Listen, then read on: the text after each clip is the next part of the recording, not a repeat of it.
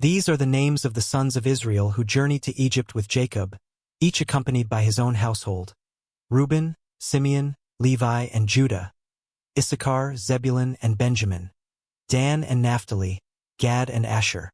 In total, the descendants of Jacob numbered 70 souls. Joseph was already established in Egypt, having been sold into slavery years prior. Now, Joseph and all his brothers, along with the entirety of that generation, eventually passed away. But the Israelites, blessed with extraordinary fertility, multiplied exceedingly. Their numbers swelled, their population boomed, until the very land of Goshen teemed with them. Then arose a new king over Egypt, one who knew nothing of Joseph or the great service he had rendered to the nation.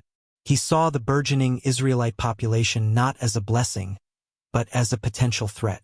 "Look," he said to his people, his voice laced with concern and a hint of paranoia. "The Israelites have become far too numerous for us. Their strength grows daily, and soon they will outnumber us. Come, we must deal shrewdly with them, or they will become even more numerous. And if war breaks out, they will surely join our enemies, fight against us, and escape from the country, leaving us weakened and vulnerable." Thus, the Egyptians, driven by fear and political calculation, implemented a policy of brutal oppression. They appointed slave masters over the Israelites, taskmasters who wielded whips and demanded relentless labor. The Israelites were forced to build Pithom and Ramesses as store cities for Pharaoh, monuments to Egyptian power built upon the backs of Israelite slaves. But the more they were oppressed, the more they multiplied and spread throughout the land. The Egyptians, witnessing this seemingly miraculous growth, became even more fearful and resentful. They came to dread the Israelites, seeing them as an ever-present threat to their own security and dominance. The Egyptians worked the Israelites ruthlessly, making their lives bitter with harsh labor. They toiled in brick and mortar under the scorching sun, their hands raw and bleeding. They labored in the fields, planting and harvesting crops that they themselves would never enjoy. In all their harsh labor, the Egyptians showed them no mercy. The king of Egypt, driven to desperation by the seemingly unstoppable growth of the Israelite population, devised an even more cruel and sinister plan. He summoned the Hebrew midwives, Shiphrah and Puah, women entrusted with the sacred task of bringing new life into the world. "When you are helping the Hebrew women during childbirth," Pharaoh commanded, his voice cold and devoid of compassion, "on the delivery stool, if you see that the baby is a boy, kill him, but if it is a girl, let her live." The midwives, however, feared God above all else. They recognized the inherent sanctity of human life and refused to obey Pharaoh's wicked decree. They did not do what the king of Egypt had told them to do. They let the boys live. Then the king of Egypt, enraged by their defiance, summoned the midwives once more. "Why have you done this?"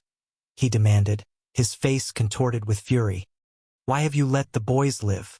The midwives, displaying remarkable courage and cunning, offered a plausible explanation. "Hebrew women are not like Egyptian women," they answered Pharaoh. "They are vigorous and give birth before the midwives arrive. By the time we reach them, the child is already born." So God was kind to the midwives, rewarding their faithfulness and courage.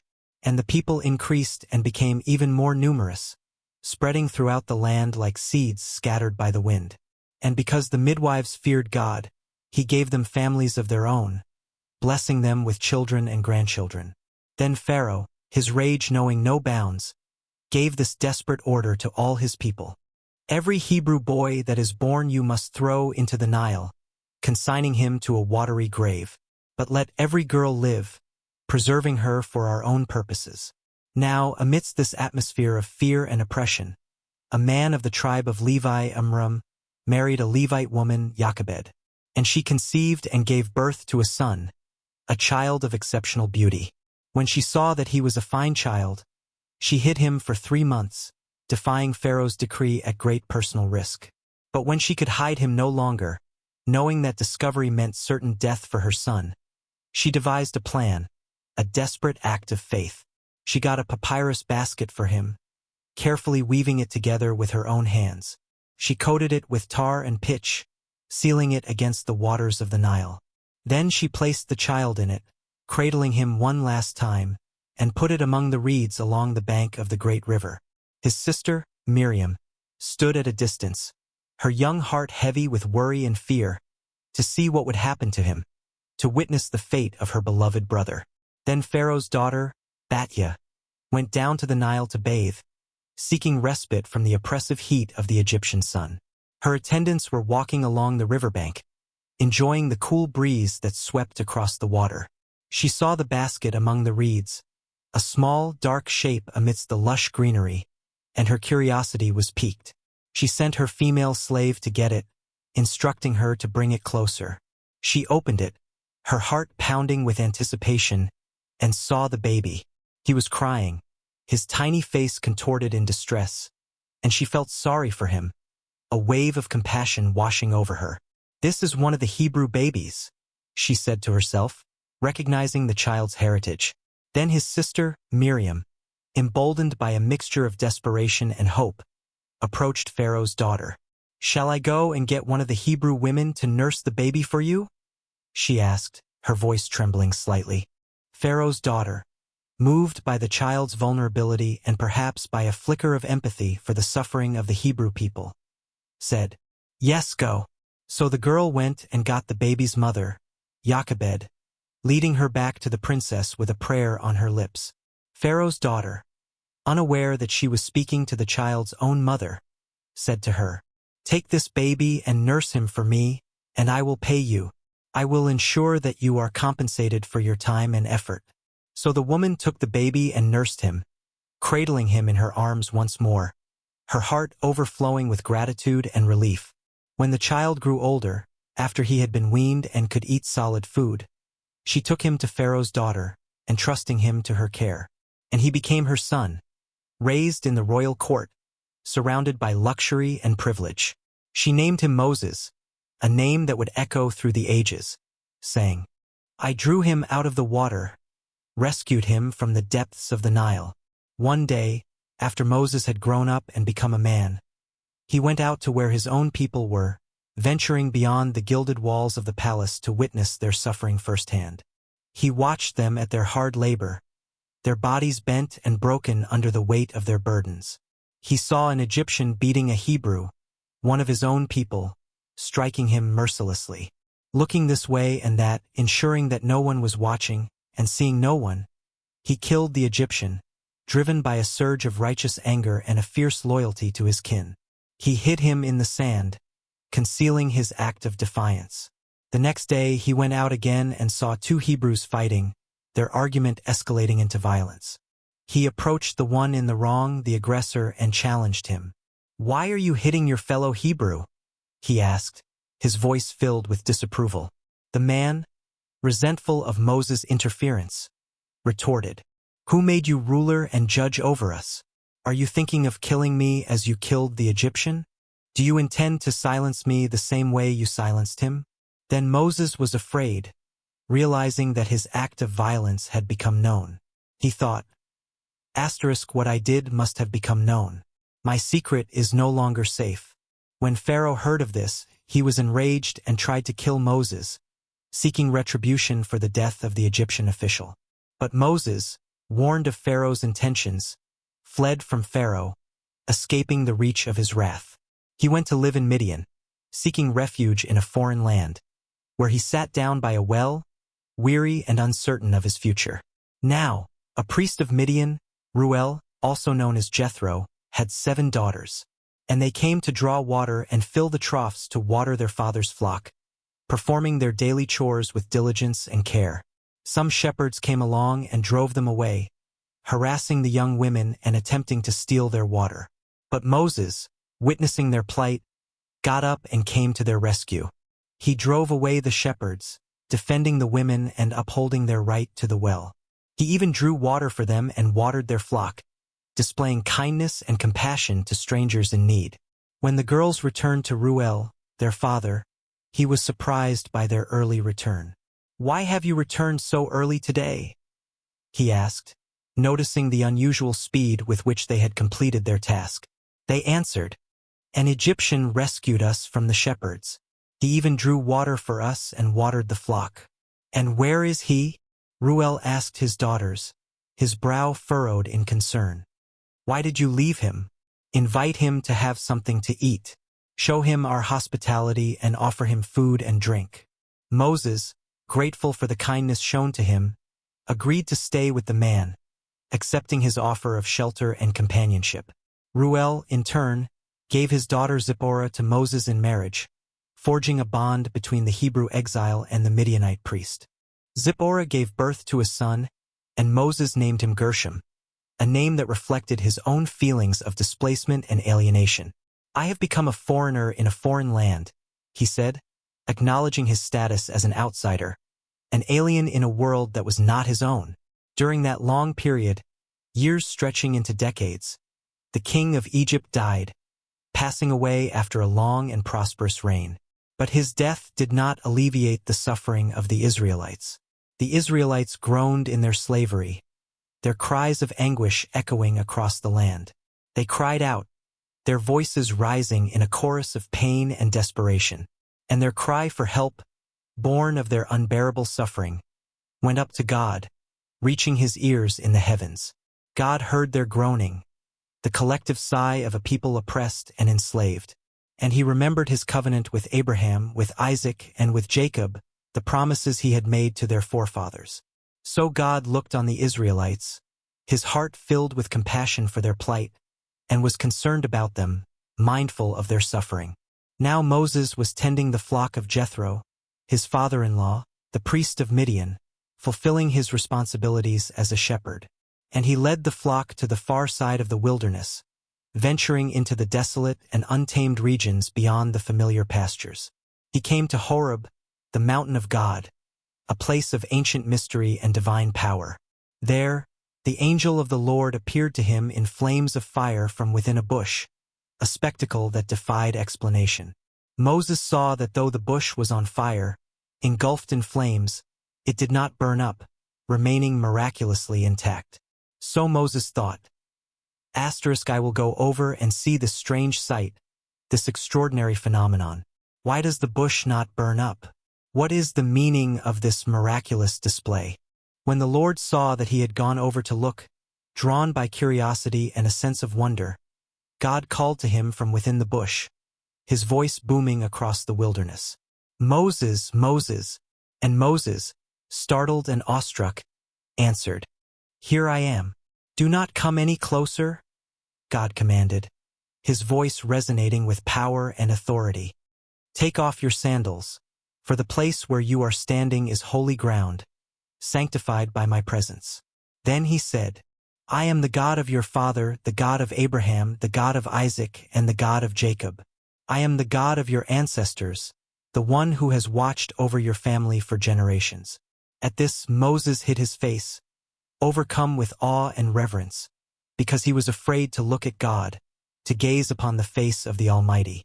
The Lord said, I have indeed seen the misery of my people in Egypt. I have witnessed their suffering, their oppression, their pain. I have heard them crying out because of their slave drivers, the harsh taskmasters who torment them relentlessly. And I am concerned about their suffering. Their cries have reached my ears, and I cannot ignore their plea for deliverance. So I have come down to rescue them from the hand of the Egyptians, to liberate them from their bondage, and to bring them up out of that land into a good and spacious land, a land flowing with milk and honey, a land of abundance and prosperity, the home of the Canaanites, Hittites, Amorites, Perizzites, Hivites, and Jebusites. And now the cry of the Israelites has reached me, and I have seen the way the Egyptians are oppressing them. Their suffering is unbearable. Their pain is unending. Their cries have pierced the heavens, and I am moved by their plight. So now go, Moses. I am sending you to Pharaoh, the king of Egypt, to bring my people, the Israelites, out of Egypt. You are the one I have chosen, the one I have prepared for this momentous task. But Moses, overwhelmed by the magnitude of the task before him, demurred. Who am I? He said to God, his voice filled with doubt and trepidation. That I should go to Pharaoh and bring the Israelites out of Egypt. I am but a humble shepherd, an insignificant man. How can I possibly confront the most powerful ruler in the world? And God, reassuring Moses, said, I will be with you, Moses. I will be your strength, your guide, your protector. And this will be the sign to you that it is I who have sent you. When you have brought the people out of Egypt, you will worship God on this mountain. This mountain will be a testament to my power and a reminder of my promise. Moses, still hesitant, pressed further. Suppose I go to the Israelites and say to them, the God of your fathers has sent me to you, and they ask me, what is his name? Then what shall I tell them? What name should I invoke when speaking on your behalf? God said to Moses, I am who I am. Tell them, I am has sent me to you. Tell them that the self-existent, eternal God has sent you to deliver them. God also said to Moses, say to the Israelites, the Lord, the God of your fathers, the God of Abraham, the God of Isaac, and the God of Jacob has sent me to you.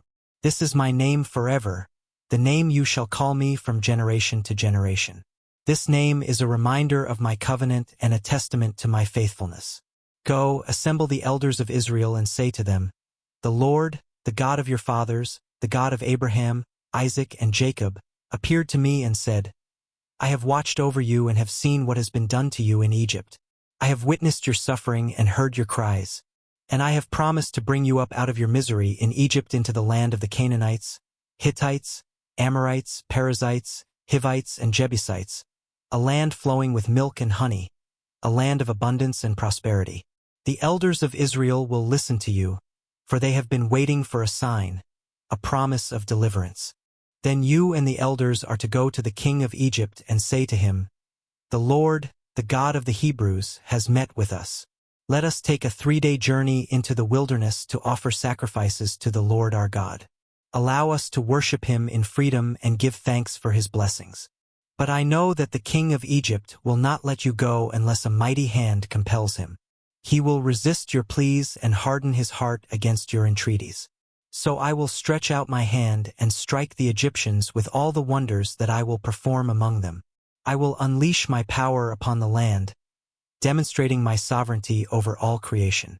After that, he will let you go humbled and defeated. And I will make the Egyptians favorably disposed toward this people, so that when you leave, you will not go empty-handed. I will soften their hearts and inspire them to be generous. Every woman is to ask her neighbor and any woman living in her house for articles of silver and gold and for clothing, which you will put on your sons and daughters. And so you will plunder the Egyptians, taking back what they have stolen from you. Moses, still struggling with doubt and uncertainty, answered, what if they do not believe me or listen to me? What if they say, the Lord did not appear to you? How can I convince them that I am truly sent by God? Then the Lord said to him, what is that in your hand? Moses replied, a staff, a shepherd's crook. The Lord said, throw it on the ground. Moses threw it on the ground, and it became a snake, a venomous serpent, and he ran from it in terror. Then the Lord said to him, reach out your hand and take it by the tail. So Moses, summoning his courage, reached out and took hold of the snake, and it turned back into a staff in his hand, solid and familiar. This, said the Lord, is so that they may believe that the Lord, the God of their fathers, the God of Abraham, the God of Isaac, and the God of Jacob has appeared to you. This is a sign of my power and a confirmation of my promise. Then the Lord said, put your hand inside your cloak, concealing it from view. So Moses put his hand into his cloak, and when he took it out, the skin was leprous. It had become as white as snow, a shocking and horrifying sight. Now put it back into your cloak, he said.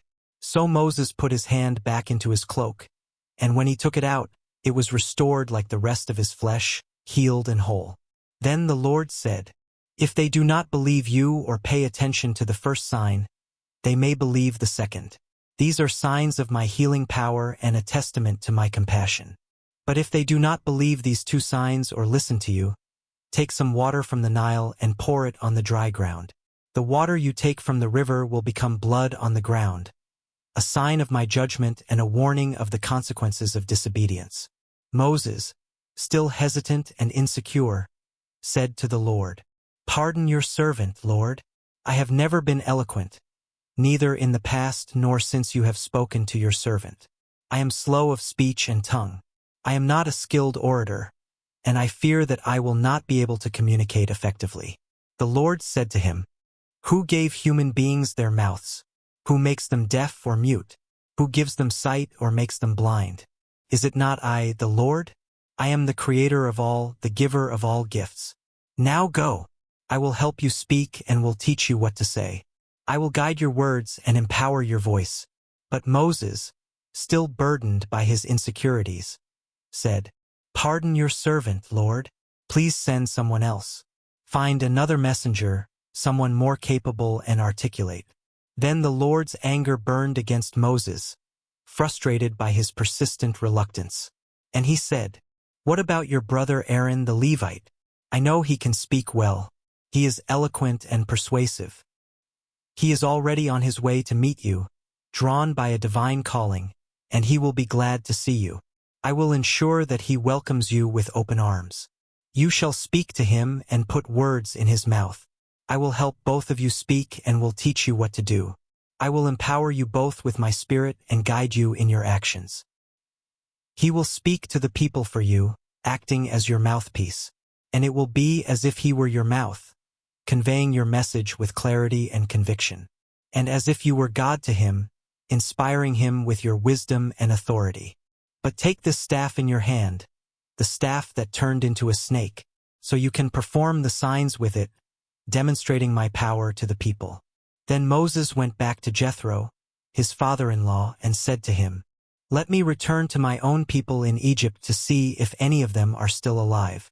I long to see my kinsmen and offer them comfort and support." Jethro said, "Go, and I wish you well. May the Lord be with you on your journey and grant you success in your mission." Now the Lord had said to Moses in Midian, "Go back to Egypt, for all those who wanted to kill you are dead. The threat to your life has passed, and the path is now clear."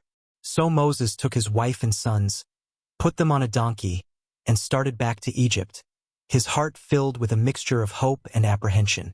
And he took the staff of God in his hand, the symbol of his divine commission. And the Lord said to Moses, "When you return to Egypt, see that you perform before Pharaoh all the wonders I have given you the power to do. Demonstrate my power and reveal my glory. But I will harden his heart so that he will not let the people go. He will resist your pleas and defy my will. Then say to Pharaoh, 'This is what the Lord says. Israel is my firstborn son, beloved and cherished. And I told you, let my son go so he may worship me. Release him from bondage so that he can honor me with sacrifices and praise. But you refuse to let him go, defying my command and disregarding my plea. So I will kill your firstborn son, bringing sorrow and lamentation upon your house." At a lodging place on the way, a mysterious and perilous encounter occurred. The Lord met Moses and was about to kill him, testing his obedience and challenging his commitment to the covenant. But Zipporah, witnessing the divine wrath and understanding the nature of the threat, took a flint knife, a sharp and primitive tool. She cut off her son's foreskin, performing the ritual of circumcision, and touched Moses' feet with it, invoking the ancient traditions and seeking atonement for some perceived transgression.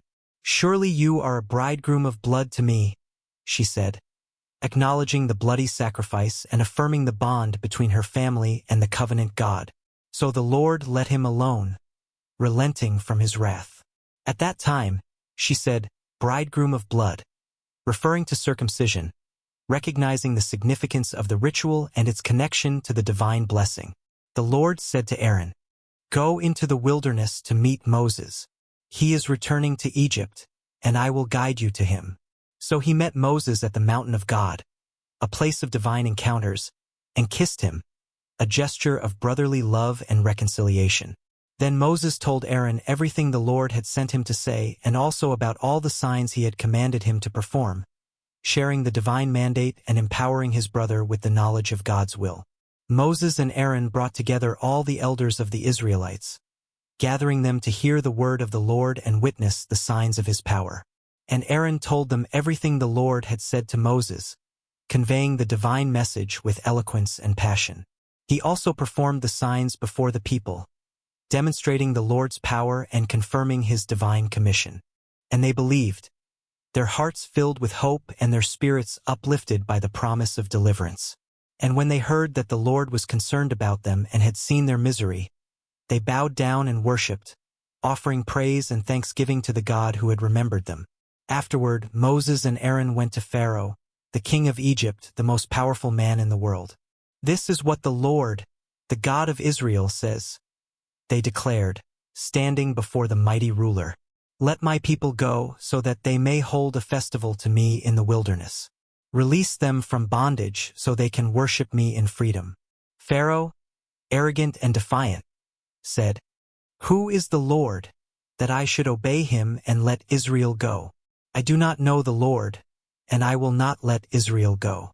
I will not be swayed by your words or intimidated by your threats." Then they said, "The God of the Hebrews has met with us. Now let us take a 3-day journey into the wilderness to offer sacrifices to the Lord our God, worshiping him according to his commands. Or he may strike us with plagues or with the sword, unleashing his wrath upon us."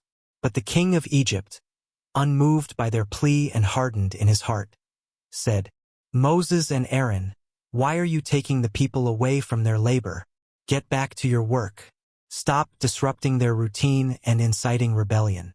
Then Pharaoh said, "Look, the people of the land are now numerous, and you are stopping them from working, undermining our economy and threatening our stability. Your words are nothing but disruptive lies."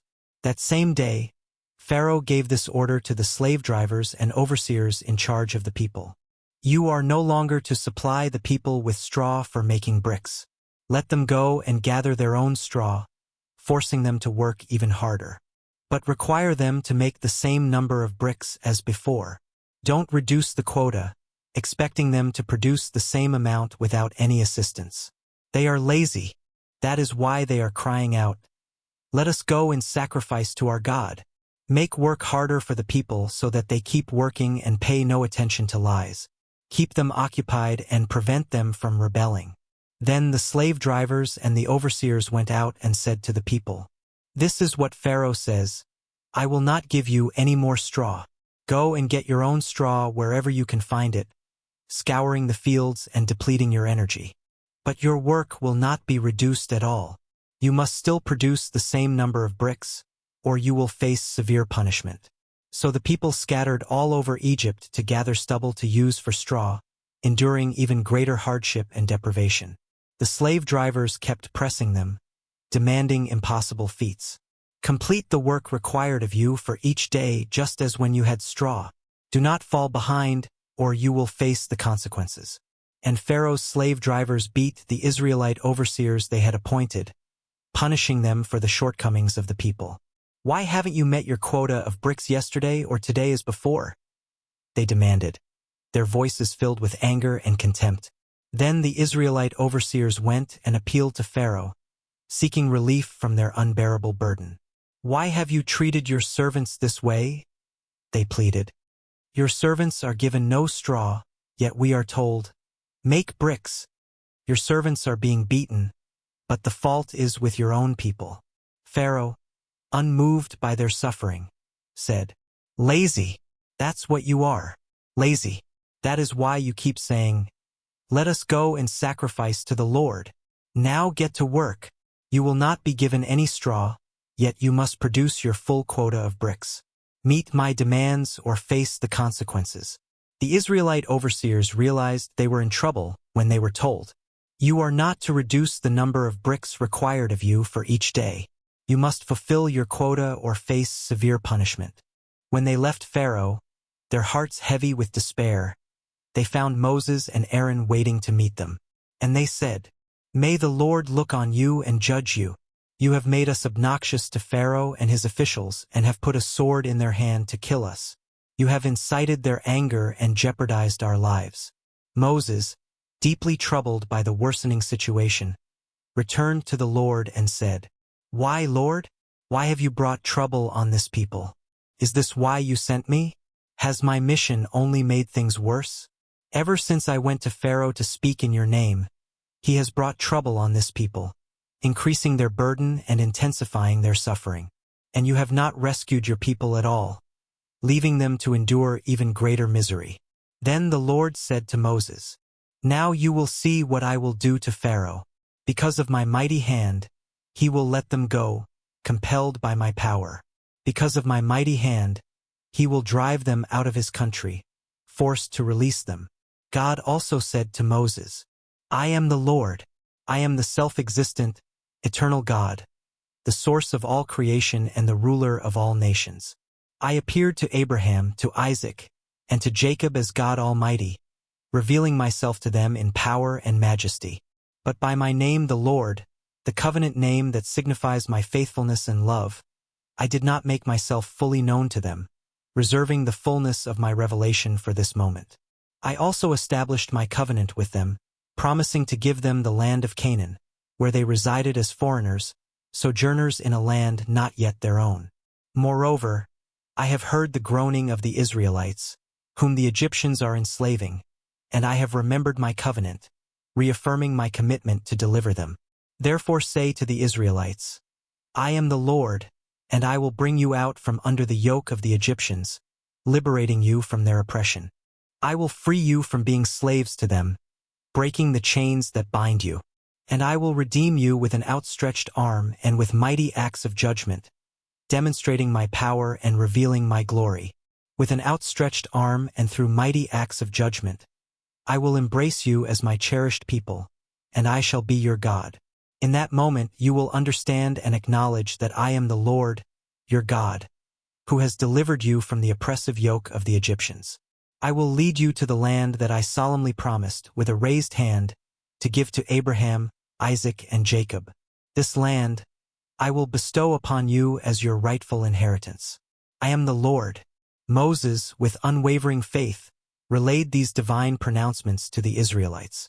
However, their spirits were crushed by discouragement and the weight of their arduous labor. They turned a deaf ear to his words, unable to find hope amidst their suffering. Then the Lord, in his infinite wisdom, spoke to Moses, saying, Go forth and speak to Pharaoh, the king of Egypt. Command him to release the Israelites from his land, to set them free from their bondage. But Moses, burdened by his own perceived inadequacies, hesitated. He questioned the Lord, saying, If the Israelites, my own people, refuse to listen to me, why would Pharaoh, a powerful king, give heed to my words, especially since I am not eloquent and speak with faltering lips? Now the Lord, with unwavering purpose, addressed both Moses and Aaron, concerning the plight of the Israelites and the obstinacy of Pharaoh, the king of Egypt. He commanded them to lead the Israelites out of Egypt, to deliver them from their captivity. These were the heads of their families. The sons of Reuben, the firstborn of Israel, were Hanak, Palu, Hezron, and Carmi. These were the clans of Reuben. The sons of Simeon were Jemuel, Jamin, Ohad, Jachin, Zohar, and Shaul, the son of a Canaanite woman. These were the clans of Simeon. These were the names of the sons of Levi, according to their records: Gershon, Kohath, and Merari. Levi lived 137 years. The sons of Gershon by their clans were Libni and Shimi. The sons of Kohath were Amram, Izhar, Hebron, and Uzziel. Kohath lived 133 years. The sons of Merari were Mali and Mushi. These were the clans of Levi, according to their records. Amram married Jochebed, his father's sister, and she bore him Aaron and Moses. Amram lived 137 years. The sons of Izhar were Korah, Nepheg, and Zikri. The sons of Uzziel were Mishael, Elzaphan, and Sithri. Aaron married Elisheba, daughter of Amminadab and sister of Nahshon, and she bore him Nadab, Abihu, Eleazar, and Ithamar. The sons of Korah were Asur, Elkanah, and Abiasaph. These were the Korahite clans. Eleazar, Aaron's son, married one of the daughters of Putiel, and she bore him Phinehas. These were the heads of the Levite families, clan by clan. It was this Aaron and Moses to whom the Lord spoke, instructing them to lead the Israelites out of Egypt by their divisions. They were the ones who addressed Pharaoh, the king of Egypt, about liberating the Israelites from Egypt. This very Moses and Aaron. Now, when the Lord spoke to Moses in Egypt, he affirmed, I am the Lord. Tell Pharaoh, the king of Egypt, everything I command you.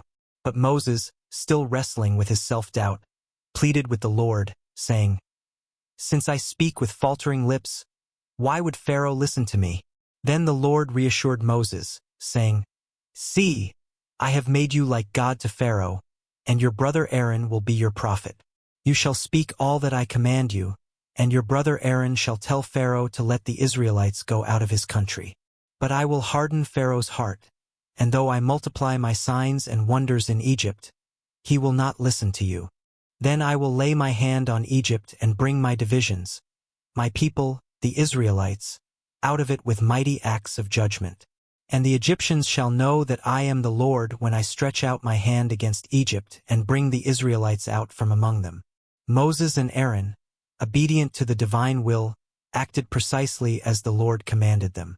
Moses was 80 years old, and Aaron was 83 when they first spoke to Pharaoh. The Lord then instructed Moses and Aaron, When Pharaoh demands that you perform a miracle to prove your divine authority, say to Aaron, Take your staff and cast it down before Pharaoh, and it shall become a serpent. So Moses and Aaron went before Pharaoh, and they did as the Lord had commanded. Aaron cast his staff down before Pharaoh and his officials, and it miraculously transformed into a serpent. Pharaoh, unfazed by this display of divine power, summoned his wise men and sorcerers. The Egyptian magicians, using their secret arts, replicated the miracle. Each one cast down his staff and it became a serpent. But then, a remarkable event unfolded. Aaron's staff swallowed up their staffs, demonstrating the superior power of the Lord. Yet, despite this clear demonstration of divine power, Pharaoh's heart remained hardened. He refused to listen to Moses and Aaron, just as the Lord had foretold. Then the Lord said to Moses, Pharaoh's heart is unyielding. He refuses to let the people go. Go to Pharaoh in the morning as he goes out to the water. Confront him on the bank of the Nile, and take in your hand the staff that was turned into a snake. Then say to him, The Lord, the God of the Hebrews, has sent me to you, saying, Let my people go, that they may worship me in the wilderness. But until now you have not listened. This is what the Lord says, By this you will know that I am the Lord.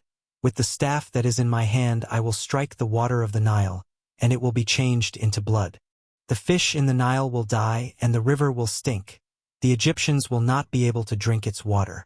The Lord then instructed Moses to tell Aaron, Take your staff and stretch out your hand over the waters of Egypt, over their streams, over their rivers, over their ponds, and over all their pools of water, that they may become blood.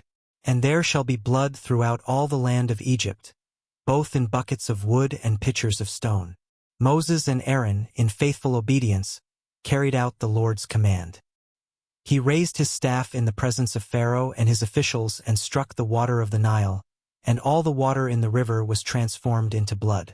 The fish in the Nile perished, and the river reeked with a foul stench, making it undrinkable. Blood was everywhere throughout the land of Egypt.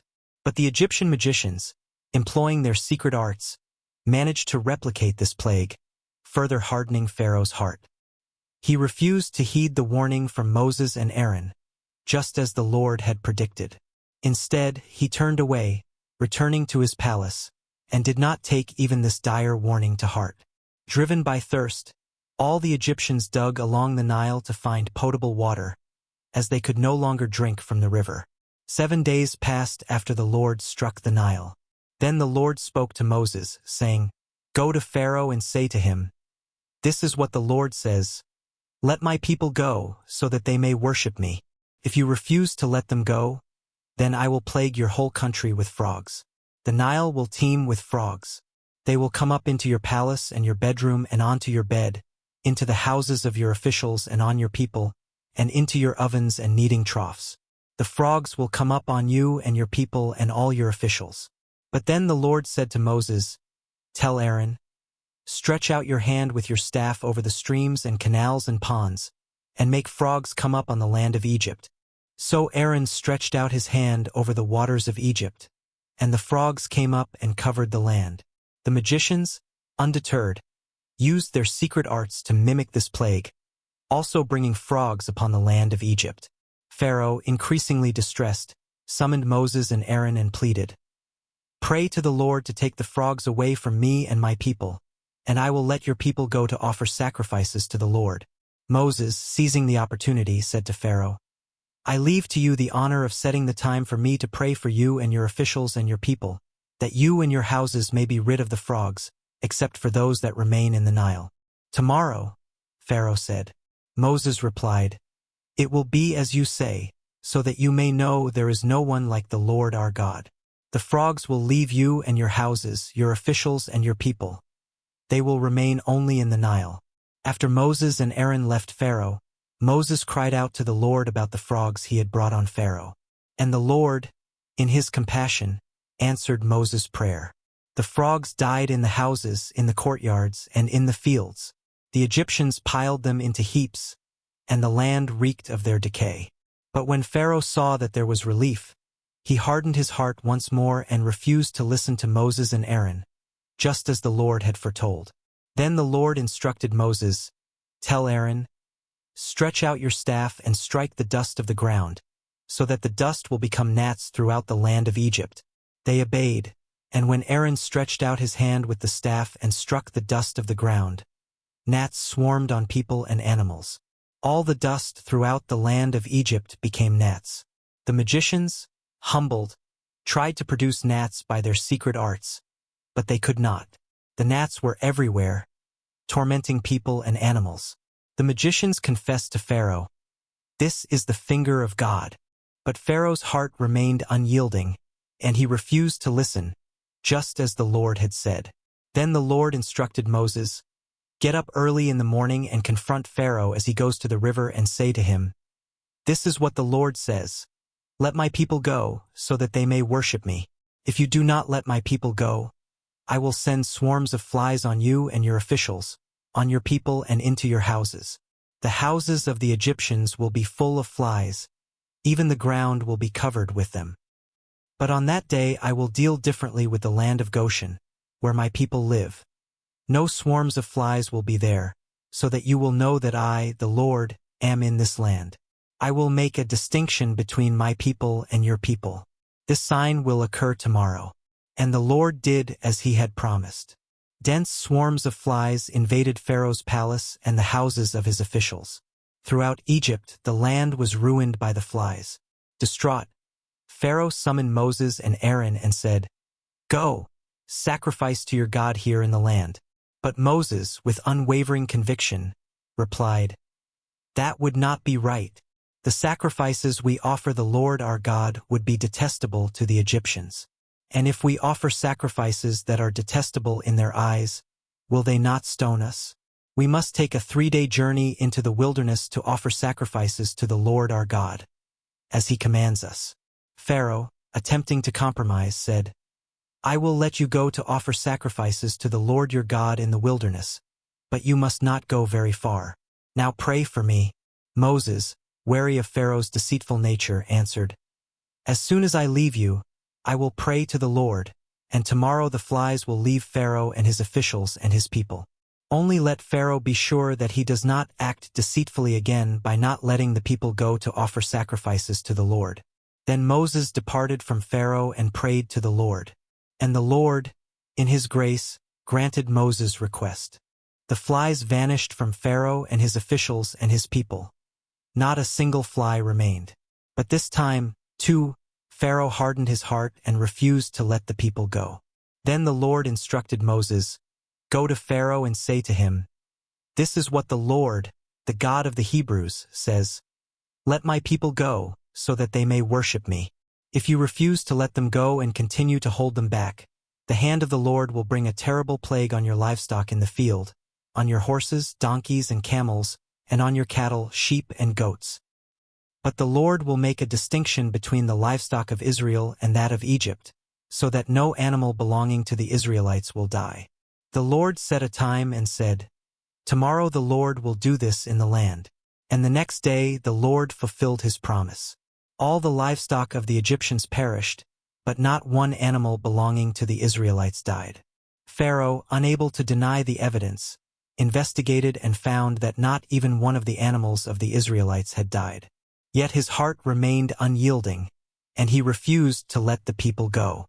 Then the Lord instructed Moses and Aaron, "Take handfuls of soot from a furnace, and have Moses toss it into the air in the presence of Pharaoh. It will become fine dust over the whole land of Egypt, and festering boils will break out on people and animals throughout the land." So they took soot from a furnace and stood before Pharaoh. Moses tossed it into the air, and festering boils erupted on people and animals. The magicians, overcome by the severity of the plague, could not stand before Moses because of the boils that afflicted them and all the Egyptians. Yet the Lord hardened Pharaoh's heart, and he refused to listen to Moses and Aaron, just as the Lord had foretold.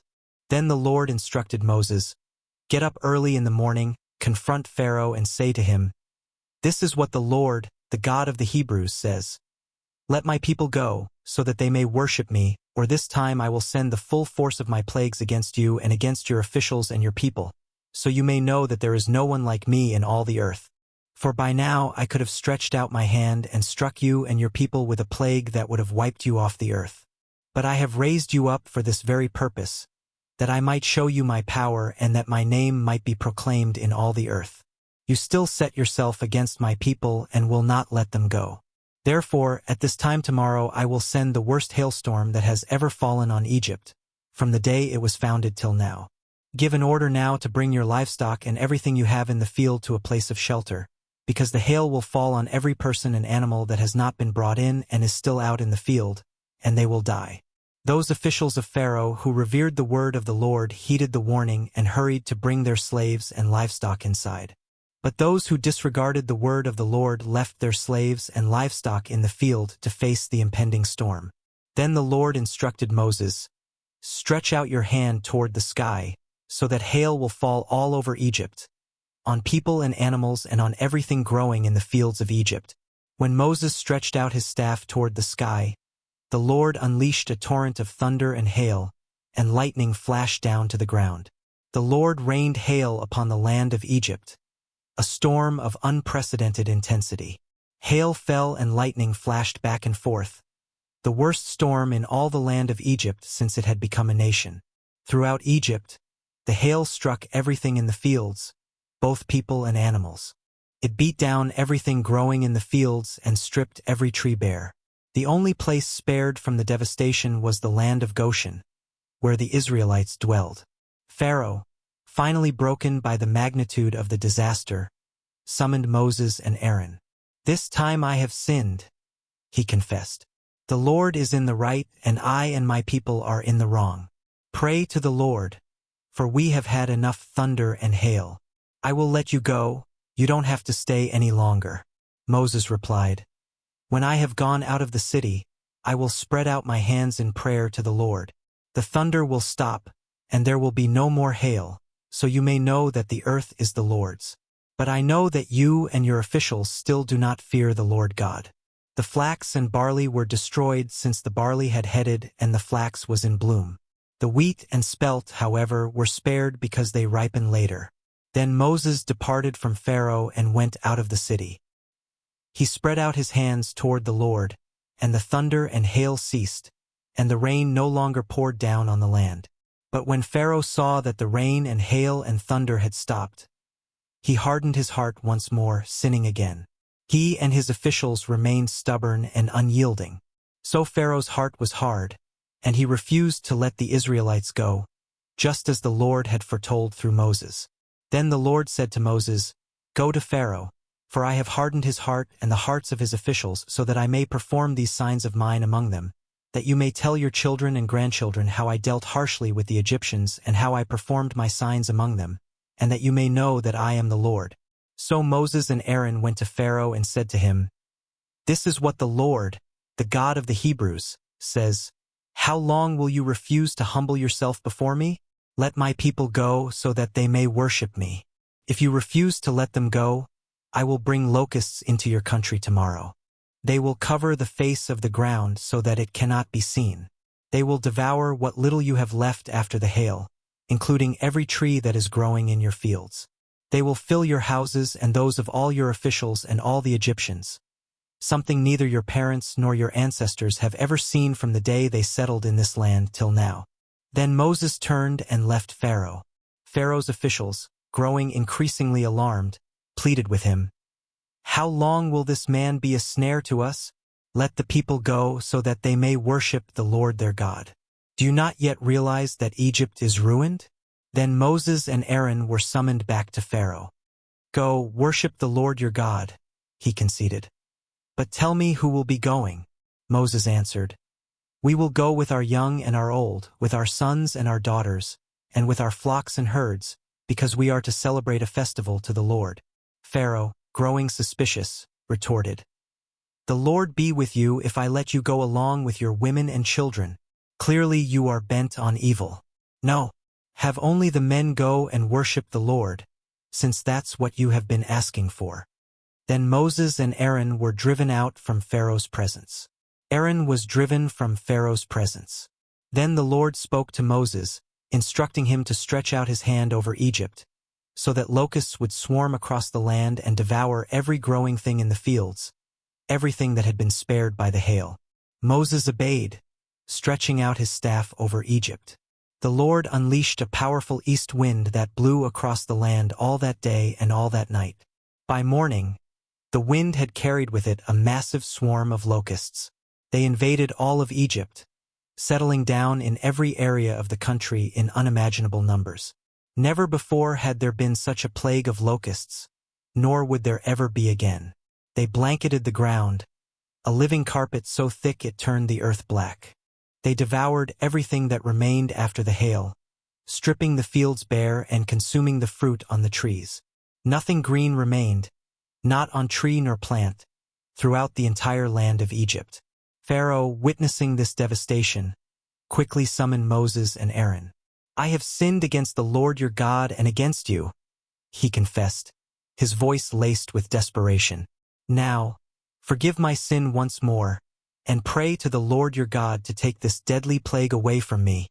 Moses, seeing Pharaoh's momentary remorse, left his presence and prayed to the Lord. The Lord, in response, changed the wind to a very strong west wind, which caught up the locusts and swept them away into the Red Sea. Not a single locust remained anywhere in Egypt. But despite this miraculous deliverance, the Lord hardened Pharaoh's heart once more, and he refused to let the Israelites go. Then the Lord said to Moses, "Stretch out your hand toward the sky, so that darkness spreads over Egypt, a darkness that can be felt." Moses stretched out his hand toward the sky, and a total darkness descended, covering all of Egypt for 3 days. No one could see anyone else nor move about during that time. Yet, within the dwellings of the Israelites, there was light. Pharaoh, in the midst of this oppressive darkness, summoned Moses. "Go, worship the Lord." He conceded, his voice strained. "Even your women and children may go with you. Only leave your flocks and herds behind." But Moses stood firm. "You must allow us to have sacrifices and burnt offerings to present to the Lord our God. Our livestock too must go with us. Not a hoof is to be left behind. We have to use some of them in worshiping the Lord our God, and until we get there we will not know what we are to use to worship the Lord." But the Lord hardened Pharaoh's heart, and he remained unwilling to let them go. "Get out of my sight," Pharaoh roared, his patience finally snapping. "Make sure you do not appear here before me again. The day you see my face, you will die." Moses replied, his voice calm but resolute, "I will never appear before you again." Now the Lord had said to Moses, "I will bring one more plague on Pharaoh and on Egypt. After that, he will let you go from here, and when he does, he will drive you out completely. Tell the people that men and women alike are to ask their neighbors for articles of silver and gold." The Lord made the Egyptians favorably disposed toward the people, and Moses himself was highly regarded in Egypt, both by Pharaoh's officials and by the people. So Moses said, "This is what the Lord says, about midnight I will go throughout Egypt.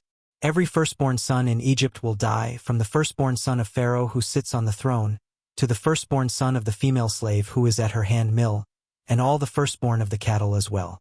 There will be loud wailing throughout Egypt, worse than there has ever been or ever will be again. But among the Israelites, not a dog will bark at any person or animal. Then you will know that the Lord makes a distinction between Egypt and Israel. All these officials of yours will come to me, bowing down before me and saying, "Go, you and all the people who follow you." After that I will leave. Then Moses, hot with anger, left Pharaoh. The Lord had said to Moses, "Pharaoh will refuse to listen to you, so that my wonders may be multiplied in Egypt." Moses and Aaron performed all these wonders before Pharaoh, but the Lord hardened Pharaoh's heart, and he would not let the Israelites go out of his country. The Lord said to Moses and Aaron in Egypt, "This month is to be for you the first month of your year. Tell the whole community of Israel that on the 10th day of this month each man is to take a lamb for his family, one for each household. If any household is too small for a whole lamb, they must share one with their nearest neighbor, having taken into account the number of people there are. You are to determine the amount of lamb needed in accordance with what each person will eat. The animals you choose must be year-old males without defect, and you may take them from the sheep or the goats. Take care of them until the 14th day of the month, when all the members of the community of Israel must slaughter them at twilight. Then they are to take some of the blood and put it on the sides and tops of the doorframes of the houses where they eat the lambs. That same night they are to eat the meat roasted over the fire, along with bitter herbs and bread made without yeast. Do not eat the meat raw or boiled in water, but roast it over a fire with the head, legs, and internal organs. Do not leave any of it till morning. If some is left till morning, you must burn it. This is how you are to eat it: with your cloak tucked into your belt, your sandals on your feet, and your staff in your hand. Eat it in haste. It is the Lord's Passover. On that same night I will pass through Egypt and strike down every firstborn of both people and animals, and I will bring judgment on all the gods of Egypt. I am the Lord. The blood will be a sign for you on the houses where you are. And when I see the blood, I will pass over you. No destructive plague will touch you when I strike Egypt. This is a day you are to commemorate. For the generations to come you shall celebrate it as a festival to the Lord, a lasting ordinance. For 7 days you are to eat bread made without yeast. On the first day remove the yeast from your houses, for whoever eats anything with yeast in it from the first day through the 7th must be cut off from Israel. On the first day hold a sacred assembly and another one on the 7th day. Do no work at all on these days except to prepare food for everyone to eat. That is all you may do. Celebrate the festival of unleavened bread, because it was on this very day that I brought your divisions out of Egypt. Celebrate this day as a lasting ordinance for the generations to come. In the first month you are to eat bread made without yeast, from the evening of the 14th day until the evening of the 21st day. For 7 days no yeast is to be found in your houses, and anyone, whether foreigner or native-born, who eats anything with yeast in it must be cut off from the community of Israel. Eat nothing made with yeast. Wherever you live, you must eat unleavened bread. Then Moses summoned all the elders of Israel and said to them, "Go at once and select the animals for your families and slaughter the Passover lamb. Take a bunch of hyssop, dip it into the blood in the basin and put some of the blood on the top and on both sides of the doorframe. None of you shall go out of the door of your house until morning. When the Lord goes through the land to strike down the Egyptians, he will see the blood on the top and sides of the doorframe and will pass over that doorway, and he will not permit the destroyer to enter your houses and strike you down. Obey these instructions as a lasting ordinance for you and your descendants. When you enter the land that the Lord will give you as he promised, observe this ceremony. And when your children ask you, 'What does this ceremony mean to you?' then tell them, 'It is the Passover sacrifice to the Lord, who passed over the houses of the Israelites in Egypt and spared our homes when he struck down the Egyptians.'" Then the people bowed down and worshipped. The Israelites did just what the Lord commanded Moses and Aaron.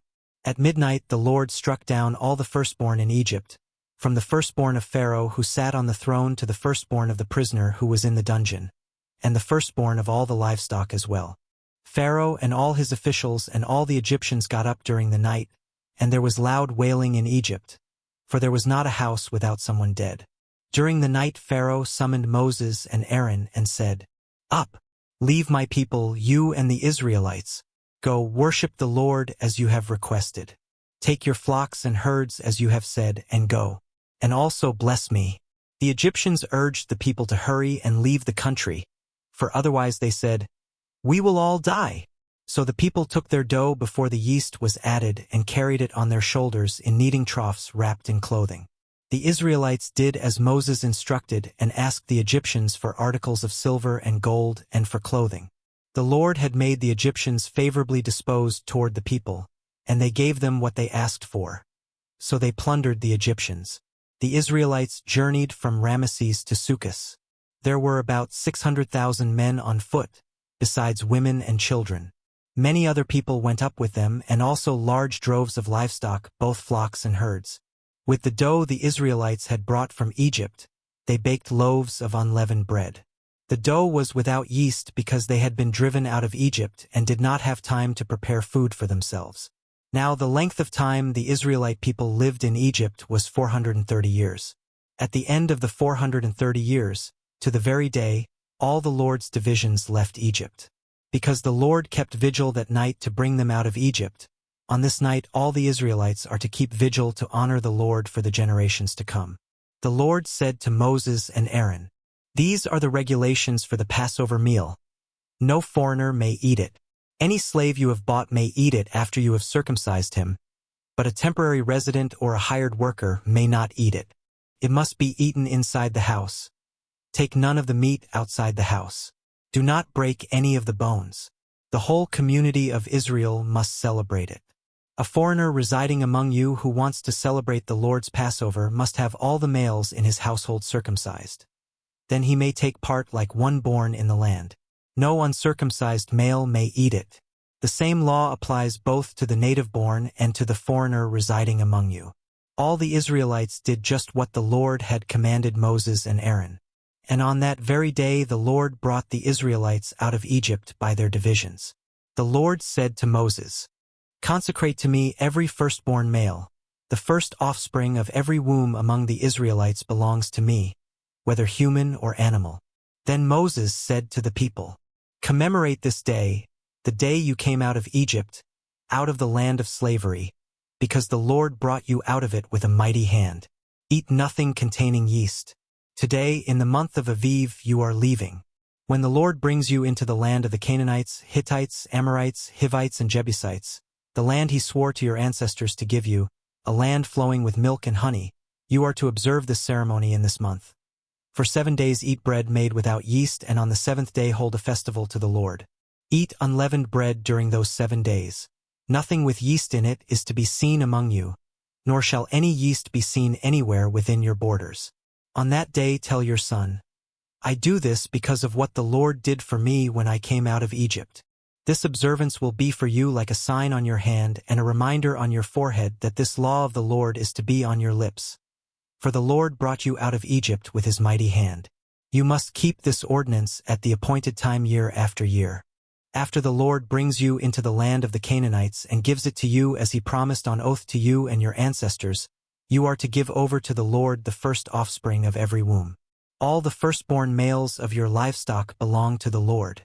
Redeem with a lamb every firstborn donkey, but if you do not redeem it, break its neck. Redeem every firstborn among your sons.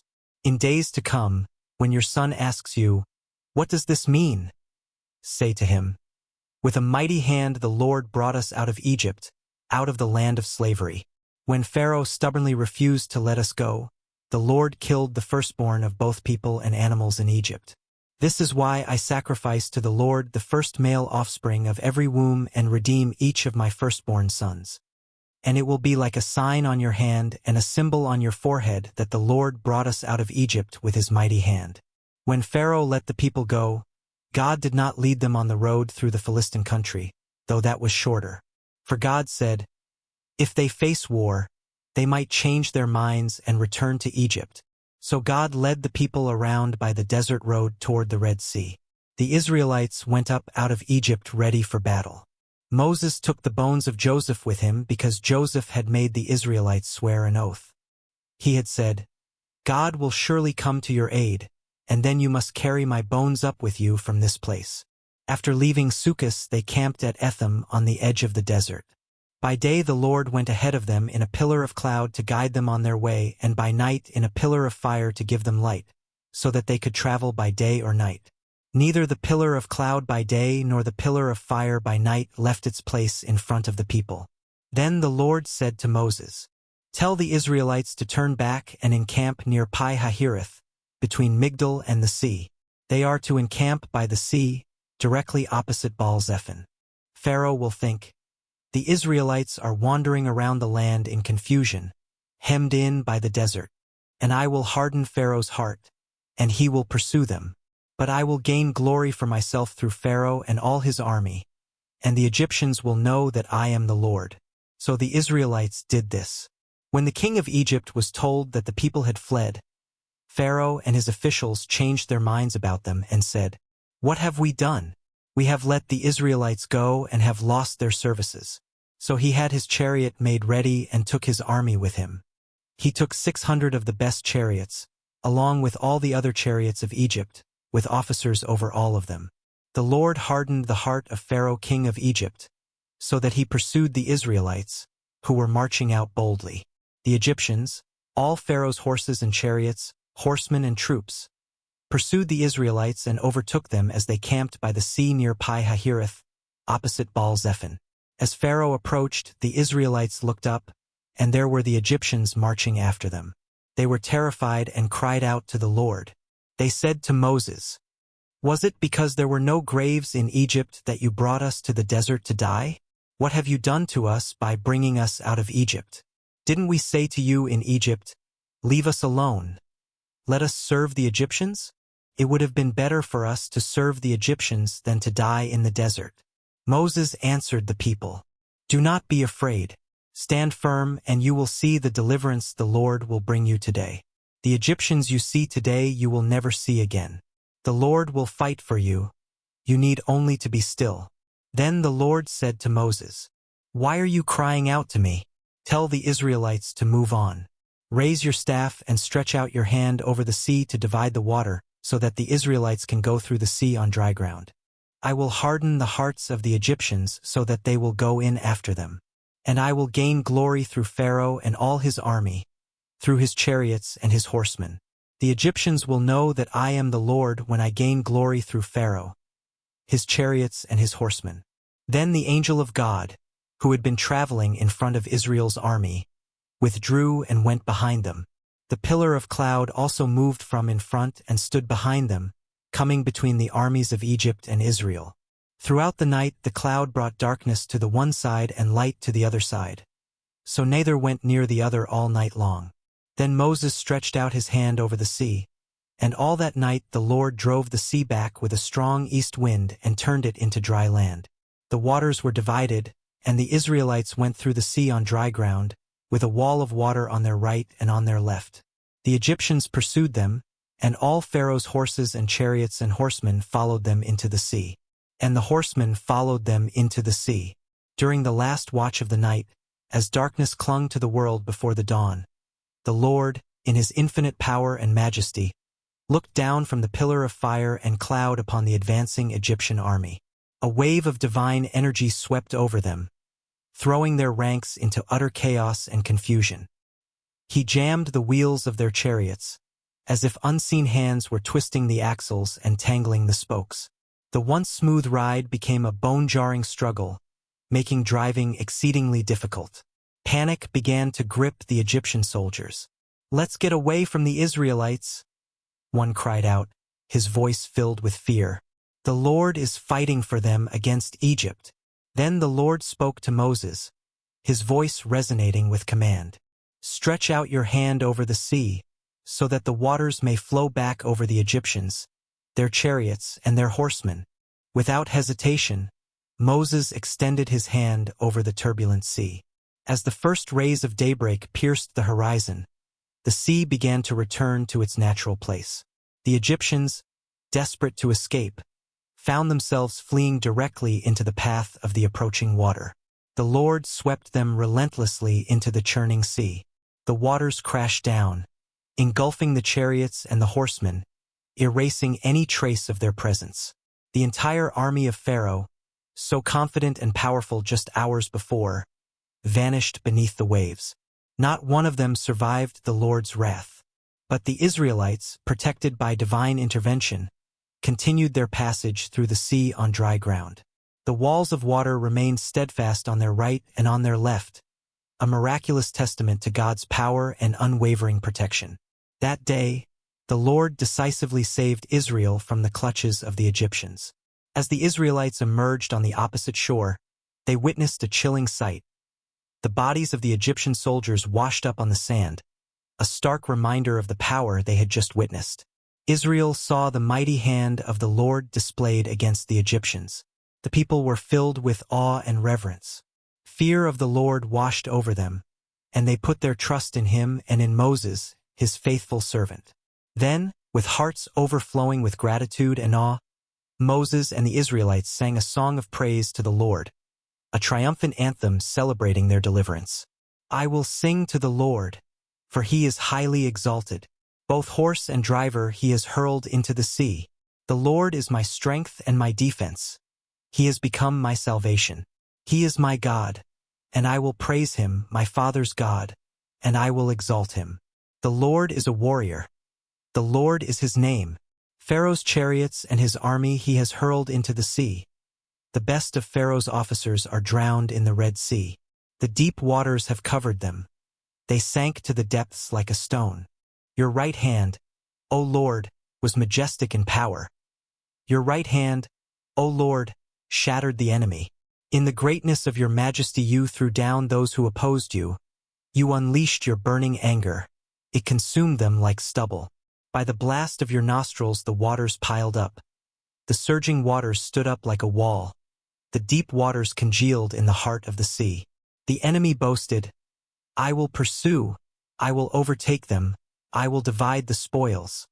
I will gorge myself on them. I will draw my sword, and my hand will destroy them. But you blew with your breath, and the sea covered them. They sank like lead in the mighty waters. Who among the gods is like you, O Lord? Who is like you, majestic in holiness, awesome in glory, working wonders? You stretched out your right hand, and the earth swallowed your enemies. In your unfailing love you will lead the people you have redeemed. In your strength you will guide them to your holy dwelling. The nations will hear and tremble. Anguish will grip the people of Philistia. The chiefs of Edom will be terrified. The leaders of Moab will be seized with trembling. The people of Canaan will melt away. Terror and dread will fall on them. By the power of your arm they will be as still as a stone until your people pass by, O Lord, until the people you bought pass by. You will bring them in and plant them on the mountain of your inheritance. The place, O Lord, you made for your dwelling, the sanctuary, O Lord, your hands established. The Lord reigns forever and ever. For when Pharaoh's horses, chariots, and horsemen went into the sea, the Lord brought the waters of the sea back over them. But the Israelites walked through the sea on dry ground. Then Miriam the prophetess, Aaron's sister, took a timbrel in her hand, and all the women followed her with timbrels and dancing. Miriam led them in song. Sing to the Lord, for he is highly exalted. Both horse and driver he has hurled into the sea. Then Moses led Israel from the Red Sea, and they went into the desert of Shur. For 3 days they traveled in the desert without finding water. When they came to Marah, they could not drink its water because it was bitter. That is why the place was called Marah. So the people grumbled against Moses, saying, What are we to drink? Then Moses cried out to the Lord, and the Lord showed him a piece of wood. He threw it into the water, and the water became fit to drink. There the Lord issued a ruling and instruction for them and put them to the test. He said, If you listen carefully to the Lord your God and do what is right in his eyes, if you pay attention to his commands and keep all his decrees, I will not bring on you any of the diseases I brought on the Egyptians, for I am the Lord who heals you. Then they came to Elim, where there were 12 springs and 70 palm trees, and they camped there near the water. The whole Israelite community set out from Elim and came to the desert of Sin, which is between Elim and Sinai, on the 15th day of the 2nd month after they had come out of Egypt. In the desert, the whole community grumbled against Moses and Aaron. The Israelites said to them, If only we had died by the Lord's hand in Egypt. There we sat around pots of meat and ate all the food we wanted. But you have brought us out into this desert to starve this entire assembly to death." Then the Lord said to Moses, "I will rain down bread from heaven for you. The people are to go out each day and gather enough for that day. In this way I will test them and see whether they will follow my instructions. On the 6th day they are to prepare what they bring in, and that is to be twice as much as they gather on the other days." So Moses and Aaron said to all the Israelites, "In the evening you will know that it was the Lord who brought you out of Egypt, and in the morning you will see the glory of the Lord, because he has heard your grumbling against him. Who are we that you should grumble against us?" Moses also said, "You will know that it was the Lord when he gives you meat to eat in the evening and all the bread you want in the morning, because he has heard your grumbling against him. Who are we? You are not grumbling against us, but against the Lord." Then Moses told Aaron, "Say to the entire Israelite community, 'Come before the Lord, for he has heard your grumbling.'" While Aaron was speaking to the whole Israelite community, they looked toward the desert, and there was the glory of the Lord appearing in the cloud. The Lord said to Moses, "I have heard the grumbling of the Israelites. Tell them, 'At twilight you will eat meat, and in the morning you will be filled with bread. Then you will know that I am the Lord your God.'" That evening quail came and covered the camp, and in the morning there was a layer of dew around the camp. When the dew was gone, thin flakes like frost on the ground appeared on the desert floor. When the Israelites saw it, they said to each other, "What is it?" For they did not know what it was. Moses said to them, "It is the bread the Lord has given you to eat. This is what the Lord has commanded. Everyone is to gather as much as they need. Take an omer for each person you have in your tent." The Israelites did as they were told. Some gathered much, some little. And when they measured it by the omer, the one who gathered much did not have too much, and the one who gathered little did not have too little. Everyone had gathered just as much as they needed. Then Moses said to them, "No one is to keep any of it until morning." However, some of them paid no attention to Moses. They kept part of it until morning, but it was full of maggots and began to smell. So Moses was angry with them. Each morning everyone gathered as much as they needed, and when the sun grew hot, it melted away. On the 6th day, they gathered twice as much, 2 omers for each person, and the leaders of the community came and reported this to Moses. He said to them, "This is what the Lord commanded. Tomorrow is to be a day of Sabbath rest, a holy Sabbath to the Lord. So bake what you want to bake and boil what you want to boil. Save whatever is left and keep it until morning." So they saved it until morning, as Moses commanded, and it did not stink or get maggots in it. "Eat it today," Moses said, "because today is a Sabbath to the Lord. You will not find any of it on the ground today. 6 days you are to gather it, but on the 7th day, the Sabbath, there will not be any." Nevertheless, some of the people went out on the 7th day to gather it, but they found none. Then the Lord said to Moses, "How long will you refuse to keep my commands and my instructions? Bear in mind that the Lord has given you the Sabbath. That is why on the 6th day he gives you bread for 2 days. Everyone is to stay where they are on the 7th day. No one is to go out." So the people rested on the 7th day. The people of Israel called the bread manna. It was white like coriander seed and tasted like wafers made with honey. Moses said, "This is what the Lord has commanded. Take an omer of manna and keep it for the generations to come, so they can see the bread I gave you to eat in the wilderness when I brought you out of Egypt." So Moses said to Aaron, "Take a jar and put an omer of manna in it. Then place it before the Lord to be kept for the generations to come." As the Lord commanded Moses, Aaron put the manna with the tablets of the covenant law, so that it might be preserved. The Israelites ate manna 40 years, until they came to a land that was settled. They ate manna until they reached the border of Canaan. An omer is 1/10 of an ephah. The whole Israelite community set out from the desert of Sin, traveling from place to place as the Lord commanded. They camped at Rephidim, but there was no water for the people to drink. So they quarreled with Moses and said, "Give us water to drink." Moses replied, "Why do you quarrel with me? Why do you put the Lord to the test? But the people were thirsty for water there, and they grumbled against Moses. They said, "Why did you bring us up out of Egypt to make us and our children and livestock die of thirst?" Then Moses cried out to the Lord, "What am I to do with these people? They are almost ready to stone me." The Lord answered Moses, "Go out in front of the people. Take with you some of the elders of Israel, and take in your hand the staff with which you struck the Nile, and go. I will stand there before you by the rock at Horeb. Strike the rock, and water will come out of it for the people to drink." So Moses did this in the sight of the elders of Israel. And he called the place Massah and Meribah because the Israelites quarreled and because they tested the Lord, saying, "Is the Lord among us or not?" The Amalekites came and attacked the Israelites at Rephidim. Moses said to Joshua, "Choose some of our men and go out to fight the Amalekites.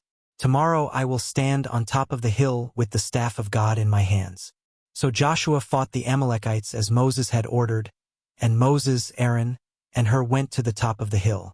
As long as Moses held up his hands, the Israelites were winning, but whenever he lowered his hands, the Amalekites were winning. When Moses' hands grew tired, they took a stone and put it under him, and he sat on it. Aaron and Hur held his hands up, one on one side, one on the other, so that his hands remained steady till sunset. So Joshua overcame the Amalekite army with the sword. Then the Lord said to Moses, "Write this on a scroll as something to be remembered, and make sure that Joshua hears it, because I will completely blot out the name of Amalek from under heaven." Moses built an altar and called it "The Lord is my banner." He said, "Because hands were lifted up against the throne of the Lord will be at war against the Amalekites from generation to generation." Now Jethro, the priest of Midian and father-in-law of Moses, heard of everything God had done for Moses and for his people Israel, and how the Lord had brought Israel out of Egypt. After Moses had sent away his wife Zipporah, his father-in-law Jethro received her and her 2 sons. One son was named Gershom, for Moses said, "I have become a foreigner in a foreign land." And the other was named Eleazar, for he said, "My father's God was my helper. He saved me from the sword of Pharaoh." Jethro, Moses' father-in-law, together with Moses' sons and wife, came to him in the wilderness, where he was camped near the mountain of God. Jethro had sent word to him, "I, your father-in-law Jethro, am coming to you with your wife and her 2 sons." So Moses went out to meet his father-in-law and bowed down and kissed him. They greeted each other and then went into the tent. Moses told his father-in-law about everything the Lord had done to Pharaoh and the Egyptians for Israel's sake, and about all the hardships they had met along the way and how the Lord had saved them. Jethro was delighted to hear about all the good things the Lord had done for Israel in rescuing them from the hand of the Egyptians. He said, "Praise be to the Lord, who rescued you from the hand of the Egyptians and of Pharaoh, and who rescued the people from the hand of the Egyptians. Now I know that the Lord is greater than all other gods, for he did this to those who had treated Israel arrogantly." Then Jethro, Moses' father-in-law, brought a burnt offering and other sacrifices to God. And Aaron came with all the elders of Israel to eat a meal with Moses' father-in-law in the presence of God. The next day Moses took his seat to serve as judge for the people, and they stood around him from morning till evening. When his father-in-law saw all that Moses was doing for the people, he said, "What is this you are doing for the people? Why do you alone sit as judge while all these people stand around you from morning till evening?" Moses answered him, "Because the people come to me to seek God's will. Whenever they have a dispute, it is brought to me, and I decide between the parties and inform them of God's decrees and instructions." Moses' father-in-law replied, "What you are doing is not good. You and these people who come to you will only wear yourselves out. The work is too heavy for you. You cannot handle it alone. Listen now to me, and I will give you some advice, and may God be with you. You must be the people's representative before God and bring their disputes to him. Teach them his decrees and instructions, and show them the way they are to live and how they are to behave. But select capable men from all the people, men who fear God, trustworthy men who hate dishonest gain, and appoint them as officials over thousands, hundreds, fifties, and tens. Have them serve as judges for the people at all times, but have them bring every difficult case to you. The simple cases they can decide themselves. That will make your load lighter because they will share it with you. If you do this and God so commands, you will be able to stand the strain, and all these people will go home satisfied." Moses listened to his father-in-law and did everything he said. He chose capable men from all Israel and made them leaders of the people, officials over thousands, hundreds, fifties, and tens. They served as judges for the people at all times. The difficult cases they brought to Moses, but the simple ones they decided themselves. Then Moses sent his father-in-law on his way, and Jethro returned to his own country. On the first day of the 3rd month after the Israelites left Egypt, on that very day they came to the desert of Sinai. After they set out from Rephidim, they entered the desert of Sinai, and Israel camped there in the desert in front of the mountain. Then Moses went up to God, and the Lord called to him from the mountain and said, "This is what you are to say to the descendants of Jacob and what you are to tell the people of Israel. You yourselves have seen what I did to Egypt, and how I carried you on eagle's wings and brought you to myself. Now if you obey me fully and keep my covenant, then out of all nations you will be my treasured possession. Although the whole earth is mine, you will be for me a kingdom of priests and a holy nation. These are the words you are to speak to the Israelites." So Moses went back and summoned the elders of the people and set before them all the words the Lord had commanded him to speak. The people all responded together, "We will do everything the Lord has said." So Moses brought their answer back to the Lord. The Lord said to Moses, "I am going to come to you in a dense cloud, so that the people will hear me speaking with you and will always put their trust in you." Then Moses told the Lord then instructed Moses to go to the people and consecrate them for the present day and the following day. He commanded them to wash their garments and prepare themselves for the 3rd day, for on that day the Lord would descend upon Mount Sinai in full view of all the people. Moses was to set boundaries for the people around the mountain, warning them not to approach it or even touch its base. Anyone who touched the mountain was to be put to death, either by stoning or by arrows. No hand was to touch them. Neither man nor beast was to be allowed to live. Only when the ram's horn sounded a long blast were they permitted to approach the mountain. This was a sacred and solemn decree, meant to instill both reverence and fear in the hearts of the Israelites. The mountain, soon to be the site of divine revelation, was to be treated with utmost respect. After Moses descended from the mountain to the people, he consecrated them, and they washed their clothes as commanded. He then addressed the people, saying, "Prepare yourselves for the 3rd day. Abstain from sexual relations." As the appointed morning arrived, the atmosphere transformed. Thunder roared, lightning flashed, and a dense cloud enveloped the mountain. A deafening trumpet blast echoed through the camp, causing everyone to tremble in awe and terror. It was a scene of immense power and divine presence. Moses then led the people out of the camp to meet with God, and they stood at the foot of the mountain. Mount Sinai was entirely covered in smoke, for the Lord descended upon it in fire. The smoke billowed upwards like the smoke from a furnace, and the whole mountain quaked violently. The sound of the trumpet grew louder and louder, piercing the air. As Moses spoke, the voice of God answered him, resonating with authority and power. The Lord descended to the summit of Mount Sinai and called Moses to the top. Moses ascended, and the Lord spoke to him, saying, "Go down and warn the people, lest they break through to gaze at the Lord and many of them perish. Even the priests who approach the Lord must consecrate themselves, or the Lord will break out against them." Moses, ever mindful of his people's safety, replied, "The people cannot come up Mount Sinai, because you yourself warned us to put limits around the mountain and set it apart as holy." The Lord responded, "Go down and bring Aaron up with you. But the priests and the people must not break through to come up to the Lord, or he will break out against them." So Moses went down to the people and relayed the Lord's instructions. Then God spoke all these words, "I am the Lord your God, who brought you out of Egypt, out of the land of slavery. You shall have no other gods before me. You shall not make for yourselves an image in the form of anything in heaven above or on the earth beneath or in the waters below. You shall not bow down to them or worship them. For I, the Lord your God, am a jealous God, punishing the children for the sin of the parents to the 3rd and 4th generation of those who hate me, but showing love to 1,000 generations of those who love me and keep my commandments. You shall not misuse the name of the Lord your God, for the Lord will not hold anyone guiltless who misuses his name. Remember the Sabbath day by keeping it holy. 6 days you shall labor and do all your work, but the 7th day is a Sabbath to the Lord your God. On it you shall not do any work, neither you, nor your son or daughter, nor your male or female servant, nor your animals, nor any foreigner residing in your towns.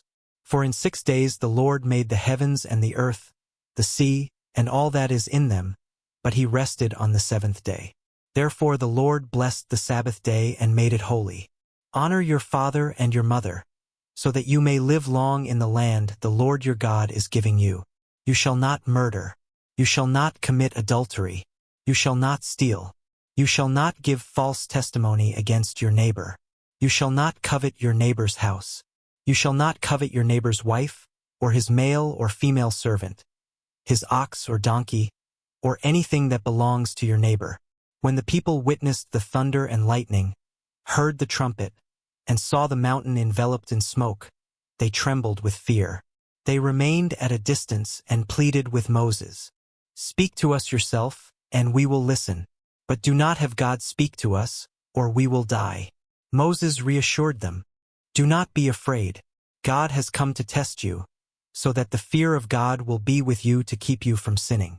The people remained at a distance while Moses approached the thick darkness where God was. Then the Lord said to Moses, Tell the Israelites this. You have seen for yourselves that I have spoken to you from heaven. Do not make any gods to be alongside me. Do not make for yourselves gods of silver or gods of gold. Make an altar of earth for me and sacrifice on it your burnt offerings and fellowship offerings, your sheep and goats and your cattle. Wherever I cause my name to be honored, I will come to you and bless you. If you make an altar of stones for me, do not build it with dressed stones, for you will defile it if you use a tool on it. And do not go up to my altar on steps, or your private parts may be exposed. God continued, outlining a series of laws and regulations to govern their lives. These are the laws you are to set before them. The laws covered a wide range of topics, from the treatment of Hebrew servants to acts of violence and theft, emphasizing justice, compassion, and the protection of the vulnerable. If you buy a Hebrew servant, he is to serve you for 6 years. But in the 7th year he shall go free without paying anything. Anyone who strikes a person with a fatal blow is to be put to death. However, if it is not done intentionally, but God lets it happen, they are to flee to a place I will designate. If people are fighting and hit a pregnant woman and she gives birth prematurely, but there is no serious injury, the offender must be fined whatever the woman's husband demands and the court allows. But if there is serious injury, you are to take life for life, eye for eye, tooth for tooth, hand for hand, foot for foot, burn for burn, wound for wound, bruise for bruise. If a bull gores a man or woman to death, the bull is to be stoned to death, and its meat must not be eaten, but the owner of the bull will not be held responsible. Whoever steals an ox or a sheep and slaughters it or sells it must pay back 5 head of cattle for the ox and 4 sheep for the sheep. Do not allow a sorceress to live. Anyone who has sexual relations with an animal is to be put to death. Whoever sacrifices to any god other than the Lord must be destroyed. Do not mistreat or oppress a foreigner, for you were foreigners in Egypt.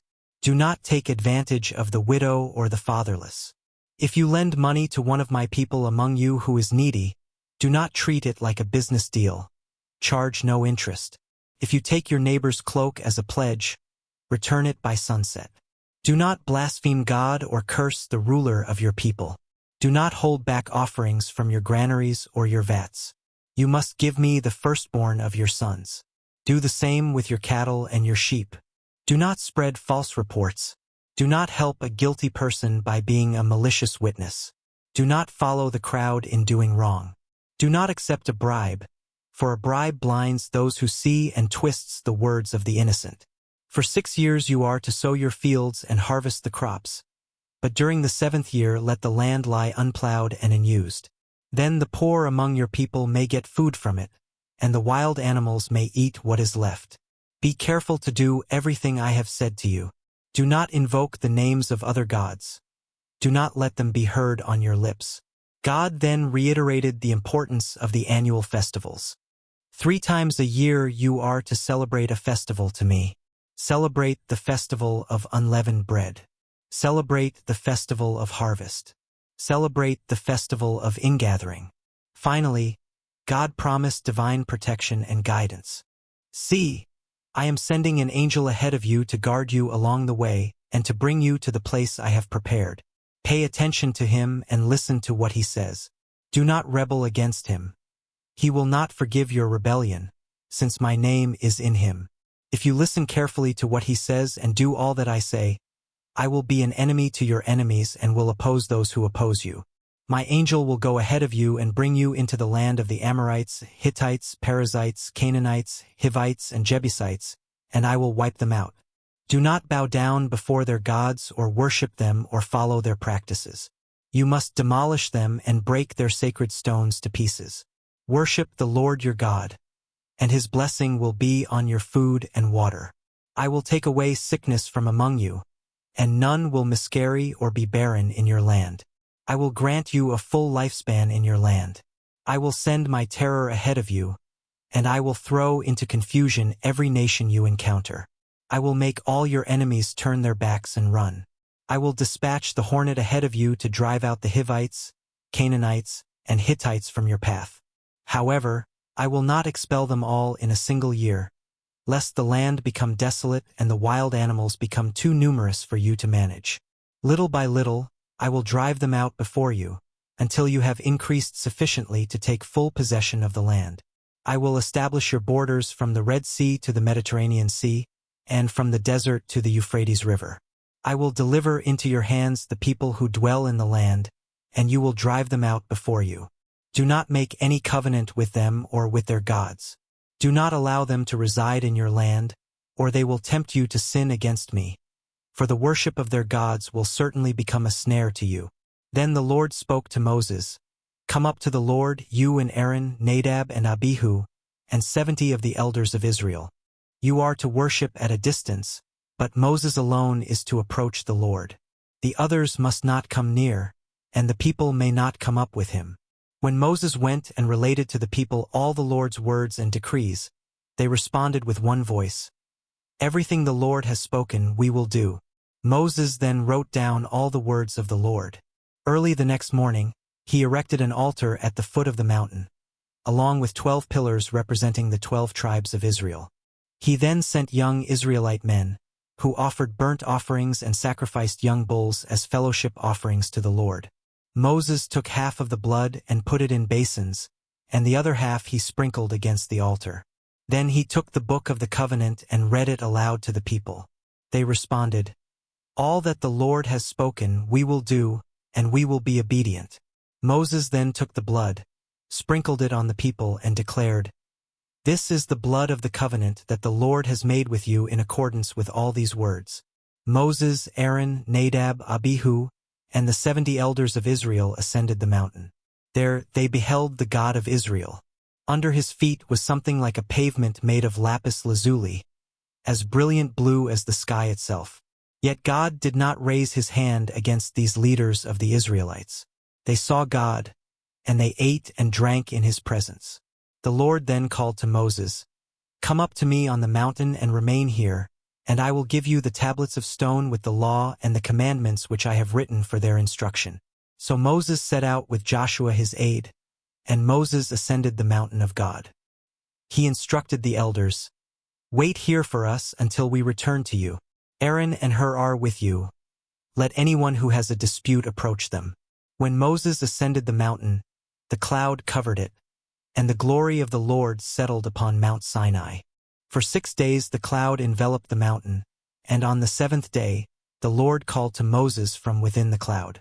To the Israelites below, the glory of the Lord appeared like a consuming fire on the mountaintop. Then Moses entered the cloud as he went further up the mountain, and he remained on the mountain for 40 days and 40 nights. The Lord spoke to Moses, Tell the Israelites to bring me an offering. You are to receive the offering for me from everyone whose heart is moved to give. These are the offerings you are to receive from them: gold, silver, and bronze, blue, purple, and scarlet yarn and fine linen, goat hair, ram skins dyed red and another type of durable leather, acacia wood, olive oil for the light, spices for the anointing oil and for the fragrant incense, and onyx stones and other gems to be mounted on the ephod and breastpiece. Then have them construct a sanctuary for me, so that I may dwell among them. Make this tabernacle and all its furnishings exactly like the pattern I will show you. Have them construct an ark of acacia wood, 2.5 cubits long, 1.5 cubits wide, and 1.5 cubits high. Overlay it with pure gold, both inside and out, and make a gold molding around it. Cast 4 gold rings for it and fasten them to its 4 feet, with 2 rings on one side and 2 rings on the other. Then make poles of acacia wood and overlay them with gold. Insert the poles into the rings on the sides of the ark to carry it. The poles are to remain in the rings of this ark. They are not to be removed. Then put in the ark the tablets of the covenant law which I will give you. Make an atonement cover of pure gold, 2.5 cubits long and 1.5 cubits wide. Make 2 cherubim of hammered gold at the ends of the cover. Make 1 cherub on one end and the second cherub on the other. The cherubim are to be of one piece with the cover at the 2 ends. The cherubim are to have their wings spread upward, overshadowing the cover with them. The cherubim are to face each other, looking toward the cover. Place the cover on top of the ark and put in the ark the tablets of the covenant law that I will give you. There, above the cover between the 2 cherubim that are over the ark of the covenant law, I will meet with you and give you all my commands for the Israelites. Make a table of acacia wood, 2 cubits long, 1 cubit wide, and 1.5 cubits high. Overlay it with pure gold and make a gold molding around it. Also make around it a rim a handbreadth wide, and put a gold molding on the rim. Make 4 gold rings for the table and fasten them to the 4 corners where the 4 legs are. The rings are to be close to the rim to hold the poles used in carrying the table. Make the poles of acacia wood, overlay them with gold, and carry the table with them. And make its plates and dishes of pure gold, as well as its pitchers and bowls for the pouring out of offerings. Put the bread of the presence on this table to be before me at all times.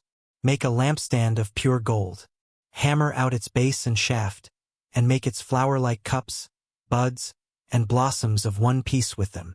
6 branches are to extend from the sides of the lampstand, 3 on one side and 3 on the other. 3 cups shaped like almond flowers with buds and blossoms are to be on one branch, 3 on the next branch, and the same for all 6 branches extending from the lampstand. And on the lampstand there are to be 4 cups shaped like almond flowers with buds and blossoms. 1 bud shall be under the first pair of branches extending from the lampstand, a 2nd bud under the 2nd pair, and a 3rd bud under the 3rd pair, 6 branches in all. The buds and branches shall all be of one piece with the lampstand, hammered out of pure gold. Then make it 7 lamps and set them up on it so that they light the space in front of it. Its wick trimmers and trays are to be of pure gold. A talent of pure gold is to be used for the lampstand and all these accessories. See that you make them according to the pattern shown you on the mountain. Construct the tabernacle with 10 curtains of finely twisted linen and blue, purple, and scarlet yarn, with cherubim woven into them by a skilled worker. All the curtains are to be the same size, 28 cubits long and 4 cubits wide. Join 5 of the curtains together, and do the same with the other 5. Make loops of blue material along the edge of the end curtain in one set, and do the same with the end curtain in the other set. Make 50 loops on one curtain and 50 loops on the end curtain of the other set, with the loops opposite each other. Then make 50 gold clasps and use them to fasten the curtains together, so that the tabernacle is a unit. Make curtains of goat hair for the tent over the tabernacle, 11 in all. All 11 curtains are to be the same size, 30 cubits long and 4 cubits wide. Join 5 of the curtains together into one set, and the other 6 into another set. Fold the 6th curtain double at the front of the tent. Make 50 loops along the edge of the end curtain in one set and also along the edge of the end curtain in the other set. Then make 50 bronze clasps and put them in the loops to fasten the tent together as a unit. As for the additional length of the tent curtains, the half curtain that is left over is to hang down at the rear of the tabernacle. The tent curtains will be a cubit longer on both sides, What is left will hang over the sides of the tabernacle so as to cover it. Make for the tent a covering of ram skins dyed red, and over that a covering of other durable leather. Make upright frames of acacia wood for the tabernacle. Each frame is to be 10 cubits long and a cubit and a half wide, with 2 projections set parallel to each other. Make all the frames of the tabernacle in this way. Make 20 frames for the south side of the tabernacle, and make 40 silver bases to go under them. 2 bases for each frame, 1 under each projection. For the other side, the north side of the tabernacle, make 20 frames and 40 silver bases, 2 under each frame. Make 6 frames for the far end, that is, the west end of the tabernacle, and make 2 frames for the corners at the far end. At these 2 corners they must be double from the bottom all the way to the top and fitted into a single ring. Both shall be like that, so there will be 8 frames and 16 silver bases, 2 under each frame. Also make crossbars of acacia wood, 5 for the frames on one side of the tabernacle, 5 for those on the other side, and 5 for the frames on the west at the far end of the tabernacle. The center crossbar is to extend from end to end at the middle of the frames. Overlay the frames with gold and make gold rings to hold the crossbars. Also overlay the crossbars with gold. Set up the tabernacle according to the plan shown you on the mountain. Make a curtain of blue, purple, and scarlet yarn and finely twisted linen, with cherubim woven into it by a skilled worker.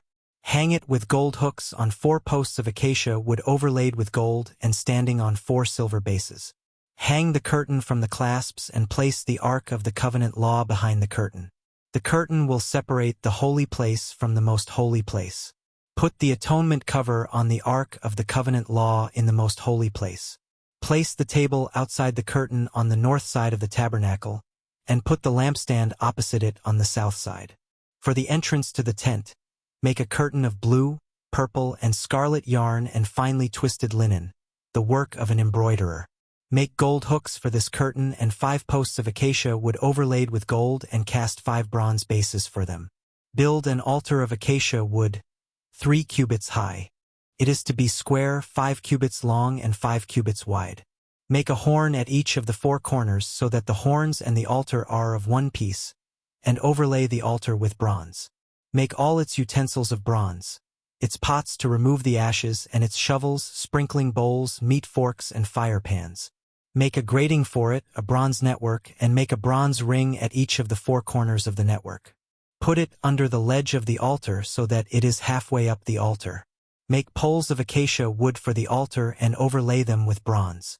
The poles are to be inserted into the rings, so they will be on 2 sides of the altar when it is carried. Make the altar hollow out of boards. It is to be made just as you were shown on the mountain. Make a courtyard for the tabernacle. The south side should be 100 cubits long and is to have curtains of finely twisted linen, with 20 posts and 20 bronze bases, and with silver hooks and bands on the posts. The north side shall also be 100 cubits long, and is to have curtains with 20 posts and 20 bronze bases, and with silver hooks and bands on the posts. The west end of the courtyard shall be 50 cubits wide and have curtains with 10 posts and 10 bases. On the east end, toward the sunrise, the courtyard shall also be 50 cubits wide. Curtains 15 cubits long are to be on one side of the entrance, with 3 posts and 3 bases, and curtains 15 cubits long are to be on the other side, with 3 posts and 3 bases. For the entrance to the courtyard, provide a curtain 20 cubits long of blue, purple, and scarlet yarn and finely twisted linen, the work of an embroiderer, with 4 posts and 4 bases. All the posts around the courtyard are to have silver bands and hooks and bronze bases. The courtyard shall be 100 cubits long and 50 cubits wide, with curtains of finely twisted linen 5 cubits high, and with bronze bases. All the other articles used in the service of the tabernacle, whatever their function, including all the tent pegs for it and those for the courtyard, are to be of bronze. Command the Israelites to bring you clear oil of pressed olives for the light, so that the lamps may be kept burning. In the tent of meeting, outside the curtain that shields the Ark of the Covenant Law, Aaron and his sons are to keep the lamps burning before the Lord from evening till morning. This is to be a lasting ordinance among the Israelites for the generations to come. Have Aaron your brother brought to you from among the Israelites, along with his sons Nadab and Abihu, Eleazar and Ithamar, so they may serve me as priests. Make sacred garments for your brother Aaron to give him dignity and honor. Tell all the skilled workers to whom I have given wisdom in such matters that they are to make garments for Aaron, for his consecration, so he may serve me as priest. These are the garments they are to make: a breastpiece, an ephod, a robe, a woven tunic, a turban, and a sash. They are to make these sacred garments for your brother Aaron and his sons so they may serve me as priests. Have them use gold and blue, purple, and scarlet yarn and fine linen. Make the ephod of gold and of blue, purple, and scarlet yarn and of finely twisted linen, the work of skilled hands.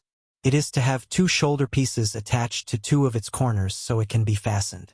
Its skillfully woven waistband is to be like it, of 1 piece with the ephod and made with gold and with blue, purple, and scarlet yarn and with finely twisted linen. Take 2 onyx stones and engrave on them the names of the sons of Israel in the order of their birth. 6 names on 1 stone and the remaining 6 on the other. Engrave the names of the sons of Israel on the 2 stones the way a gem cutter engraves a seal. Then mount the stones in gold filigree settings and fasten them on the shoulder pieces of the ephod as memorial stones for the sons of Israel.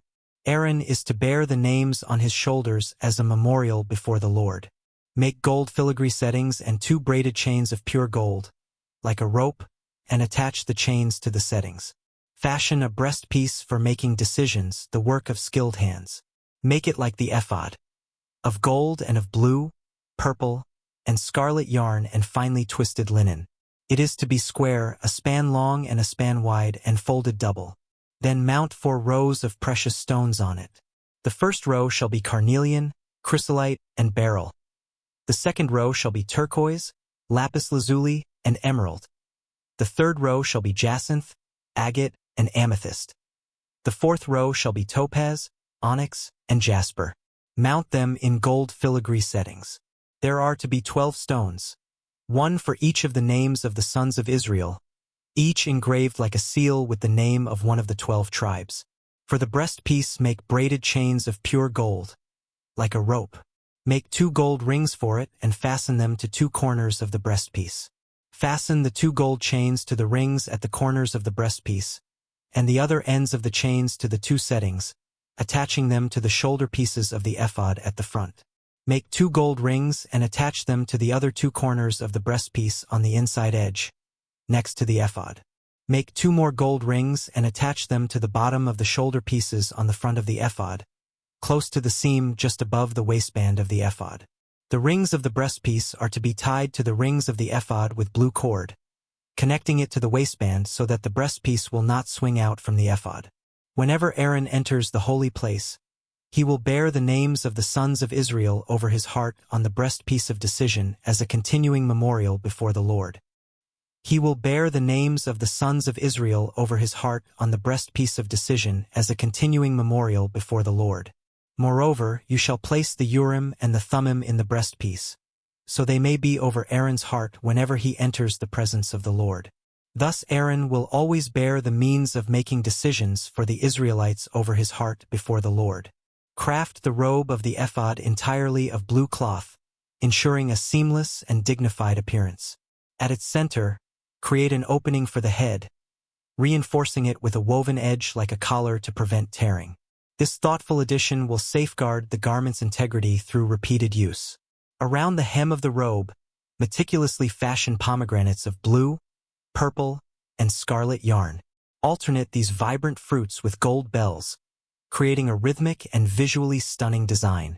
The gold bells and pomegranates are to encircle the entire hem of the robe, their harmonious arrangement symbolizing both abundance and divine pronouncements. Aaron must wear this robe whenever he ministers. The sound of the bells will be heard as he enters the holy place before the Lord and as he departs, ensuring his presence is known and acknowledged, lest he incur divine disfavor.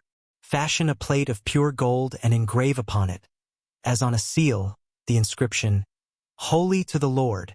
Secure this plate to the turban with a blue cord, placing it prominently on the front. It will rest upon Aaron's forehead, signifying his dedication and responsibility.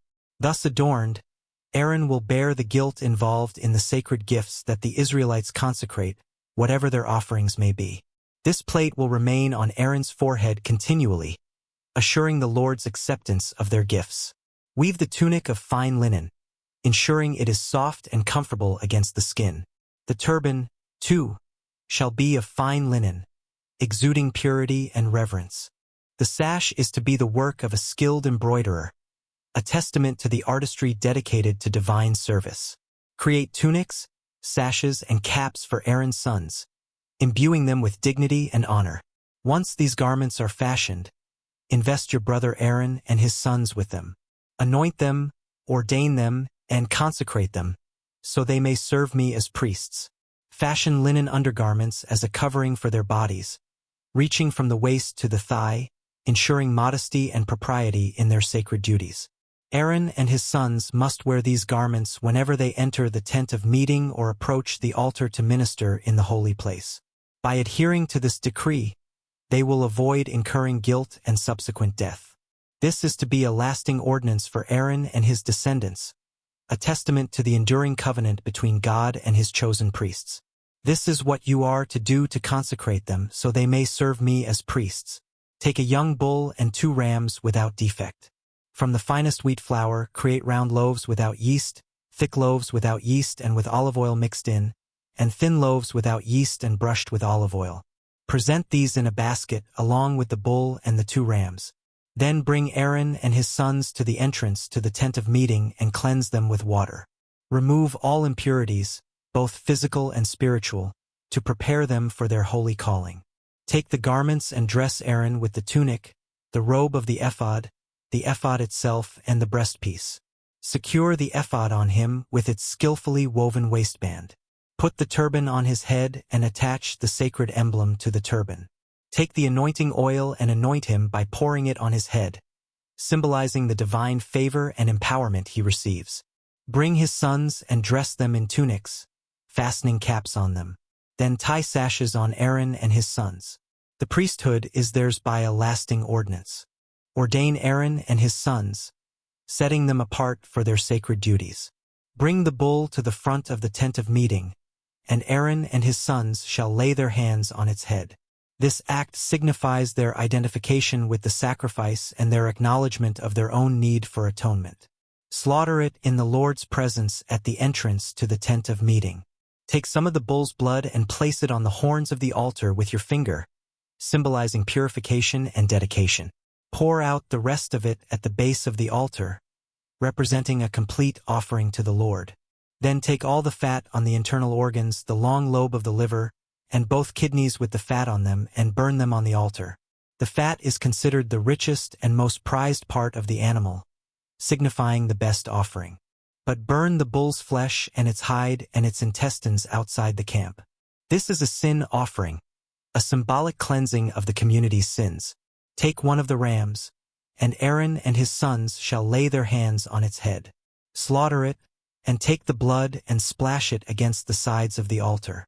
Cut the ram into pieces, wash the internal organs and the legs, putting them with the head and the other pieces. Then burn the entire ram on the altar. It is a burnt offering to the Lord, a pleasing aroma, a food offering presented to the Lord.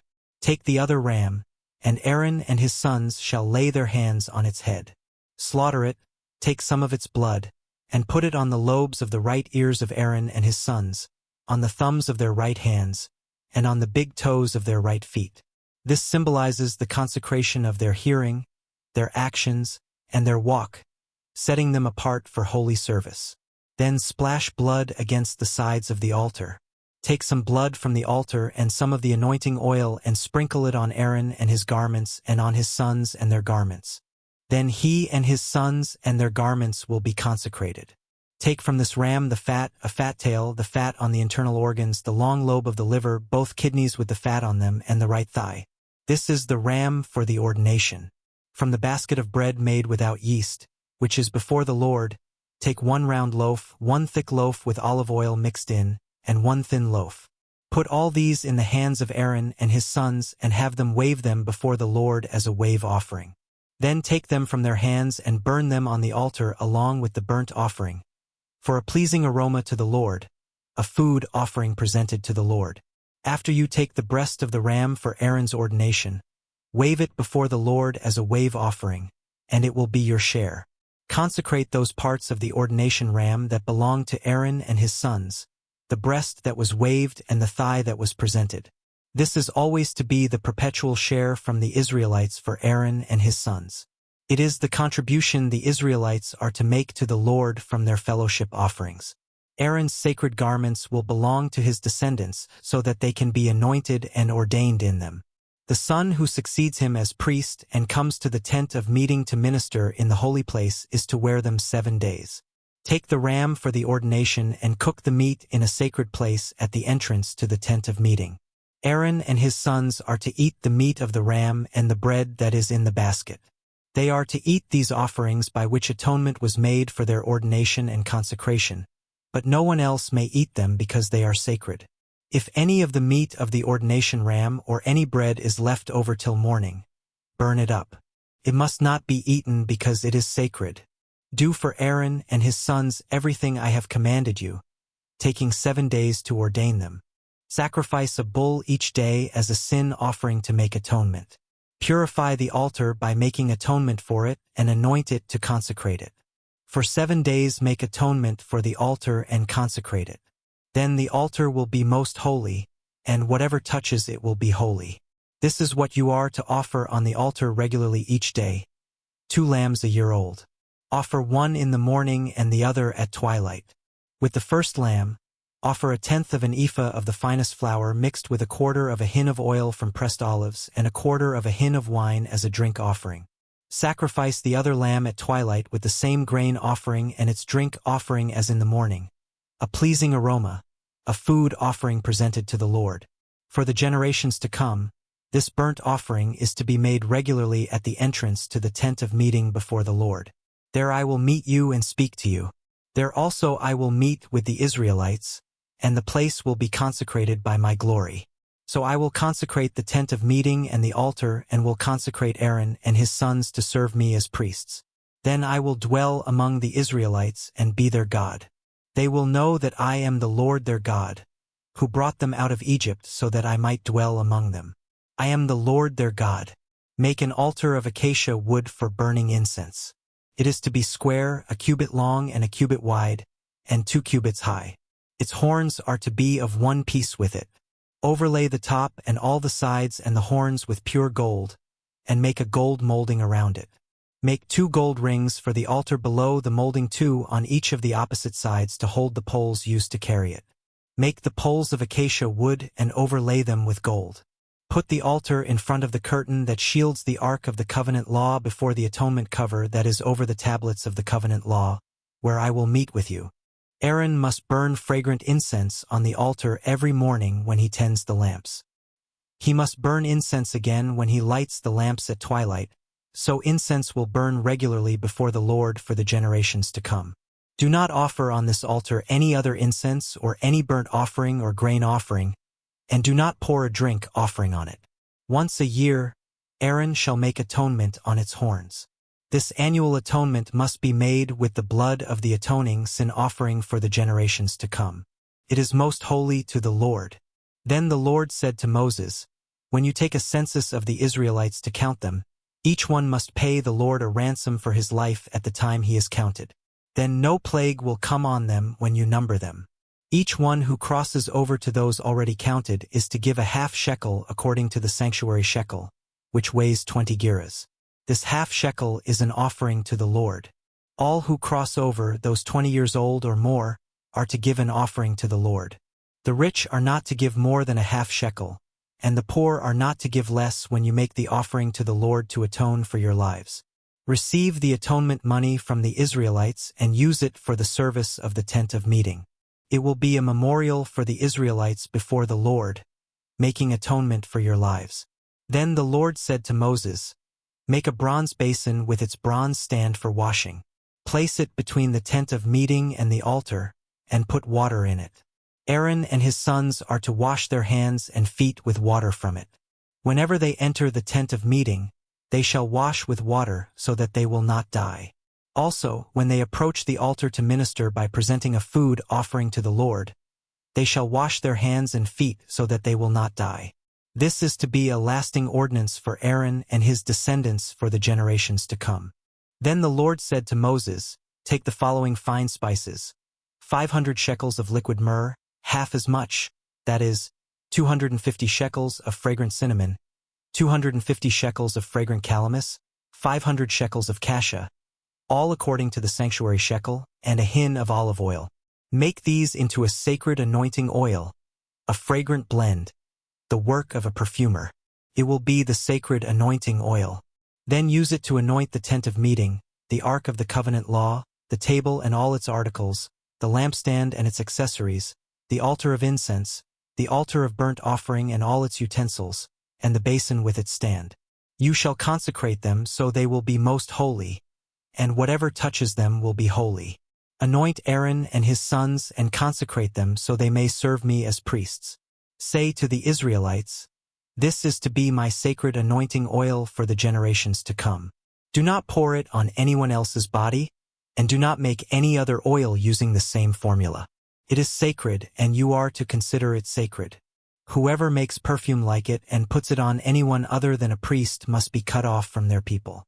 Then the Lord said to Moses, 'Take fragrant spices, gum resin, onycha and galbanum, and pure frankincense, all in equal amounts, and make a fragrant blend of incense, the work of a perfumer.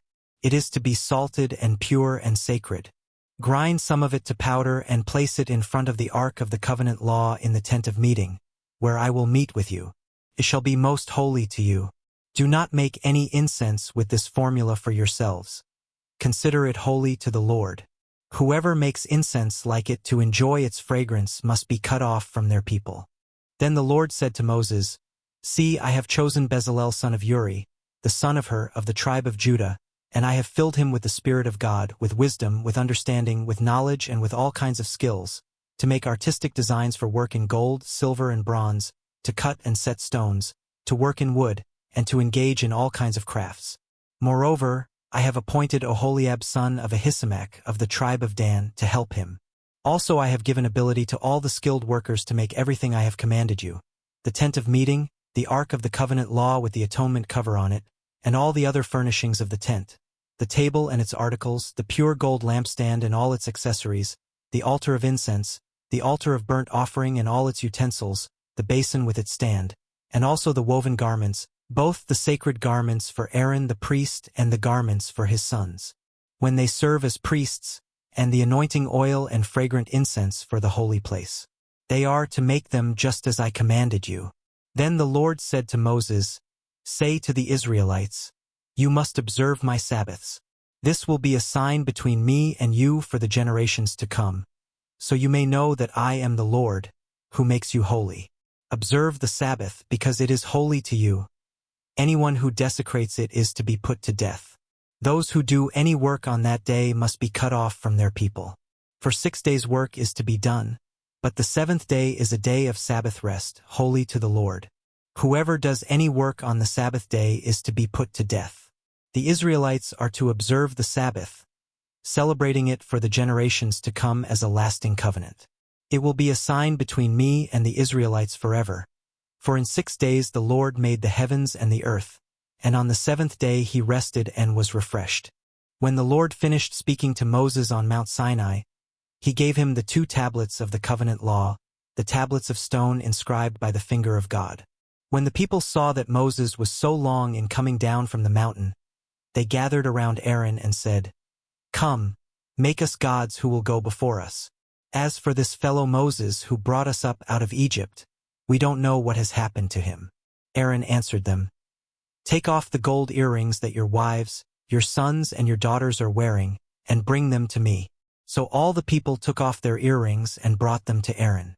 He took what they handed him and made it into an idol cast in the shape of a calf, fashioning it with a tool. Then they said, "These are your gods, Israel, who brought you up out of Egypt." When Aaron saw this, he built an altar in front of the calf and announced, "Tomorrow there will be a festival to the Lord." So the next day the people rose early and sacrificed burnt offerings and presented fellowship offerings. Afterward they sat down to eat and drink and got up to indulge in revelry. Then the Lord said to Moses, "Go down, because your people, whom you brought up out of Egypt, have become corrupt. They have been quick to turn away from what I commanded them, and have made themselves an idol cast in the shape of a calf. They have bowed down to it and sacrificed to it, and have said, "These are your gods, Israel, who brought you up out of Egypt." I have seen these people, the Lord said to Moses, and they are a stiff-necked people. Now leave me alone so that my anger may burn against them and that I may destroy them. Then I will make you into a great nation. But Moses sought the favor of the Lord his God. "Lord," he said, "why should your anger burn against your people, whom you brought out of Egypt with great power and a mighty hand? Why should the Egyptians say, 'It was with evil intent that he brought them out, to kill them in the mountains and to wipe them off the face of the earth'? Turn from your fierce anger. Relent and do not bring disaster on your people. Remember your servants Abraham, Isaac, and Israel, to whom you swore by your own self. I will make your descendants as numerous as the stars in the sky, and I will give your descendants all this land I promised them, and it will be their inheritance forever." Then the Lord relented and did not bring on his people the disaster he had threatened. Moses turned and went down the mountain with the 2 tablets of the covenant law in his hands. The tablets of the covenant law in his hands. They were inscribed on both sides, front and back, crafted by the very hand of God. The tablets were the work of God. The writing was the writing of God, meticulously engraved upon them. As Joshua heard the rising clamor of the people shouting, he turned to Moses, his brow furrowed with concern. "There is the sound of war in the camp," he declared, his voice tight with apprehension.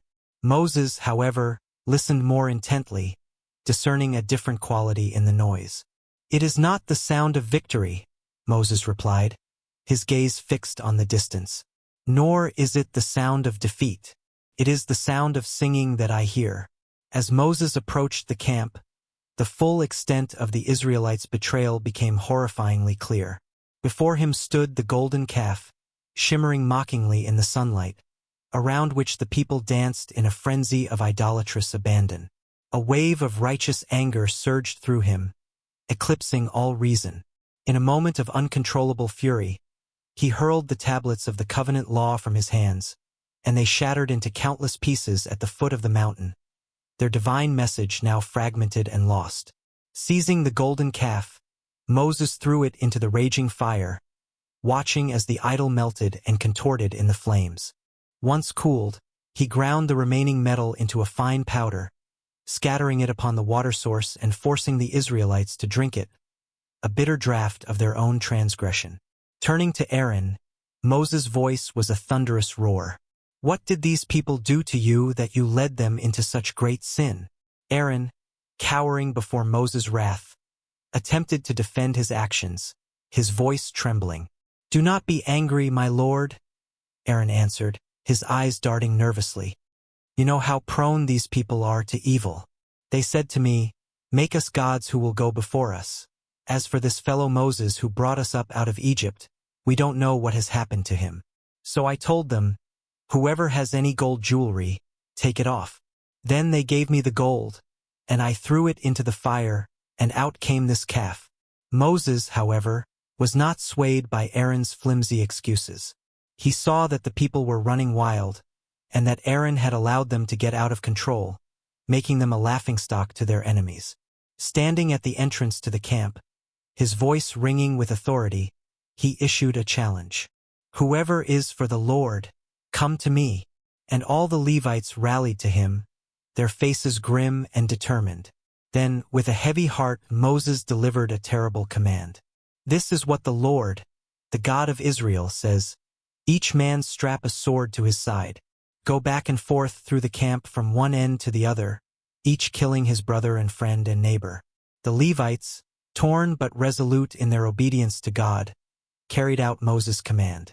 That day, about 3,000 of the people died, a devastating consequence of their idolatry. After the grim task was completed, Moses spoke to the Levites, his voice filled with sorrow. "You have been set apart to the Lord today, for you were against your own sons and brothers, and he has blessed you this day." The next day, burdened by the weight of his people's sin, Moses addressed them once more. You have committed a great sin, but now I will go up to the Lord. Perhaps I can make atonement for your sin." So Moses went back to the Lord, his heart heavy with despair. "Oh, what a great sin these people have committed," he pleaded. "They have made themselves gods of gold. But now, please forgive their sin, but if not, then blot me out of the book you have written." The Lord replied to Moses, his voice echoing with solemnity, "Whoever has sinned against me I will blot out of my book. Now go, lead the people to the place I spoke of, and my angel will go before you.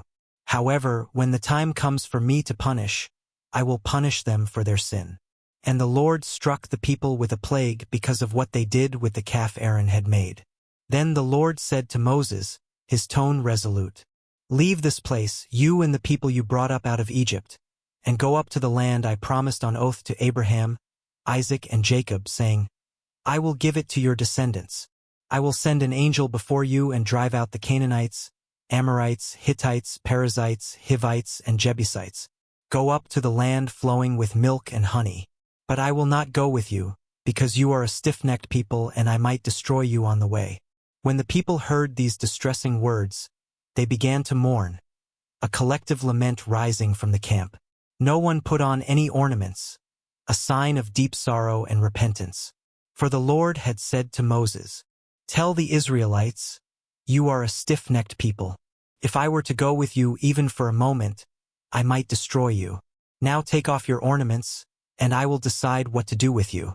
So the Israelites stripped off their ornaments at Mount Horeb, a visible display of their humility and submission. Now Moses used to take a tent and pitch it outside the camp, some distance away, calling it the tent of meeting. Anyone inquiring of the Lord would go to the tent of meeting outside the camp. Whenever Moses went out to the tent, all the people rose and stood at the entrances to their tents, watching Moses until he entered the tent. As Moses went into the tent, the pillar of cloud would come down and stay at the entrance, while the Lord spoke with Moses. Whenever the people saw the pillar of cloud standing at the entrance to the tent, they all stood and worshipped, each at the entrance to their tent. The Lord would speak to Moses face to face, as one speaks to a friend. Then Moses would return to the camp, but his young aide Joshua son of Nun did not leave the tent. Moses said to the Lord, his voice filled with concern, "You have been telling me, 'Lead these people,' but you have not let me know whom you will send with me. You have said, 'I know you by name and you have found favor with me.' If you are pleased with me, teach me your ways so I may know you and continue to find favor with you. Remember that this nation is your people." The Lord replied, his voice resonating with reassurance, "My presence will go with you, and I will give you rest." Then Moses said to him, pressing his plea further, "If your presence does not go with us, do not send us up from here. How will anyone know that you are pleased with me and with your people unless you go with us? What else will distinguish me and your people from all the other people on the face of the earth?"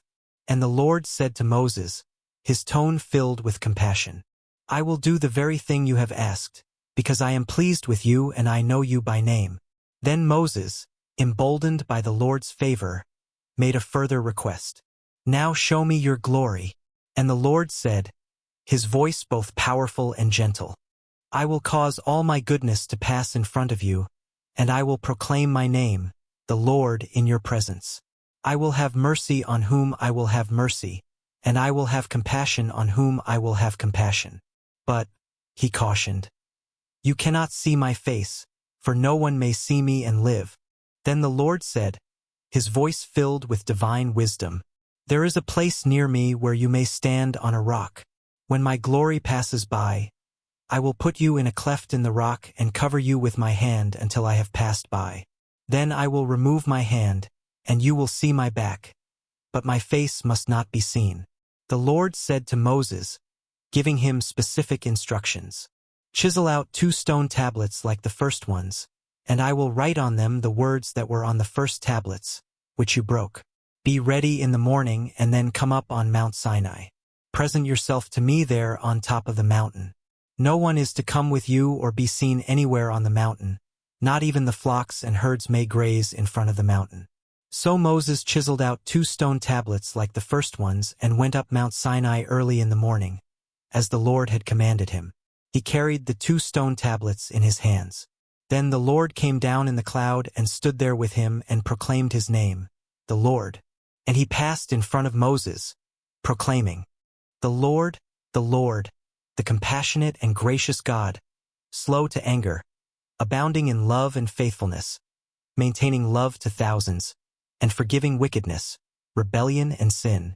Yet he does not leave the guilty unpunished. He punishes the children and their children for the sin of the parents to the 3rd and 4th generation. Moses bowed to the ground at once and worshipped. Lord, he said, if I have found favor in your eyes, then let the Lord go with us.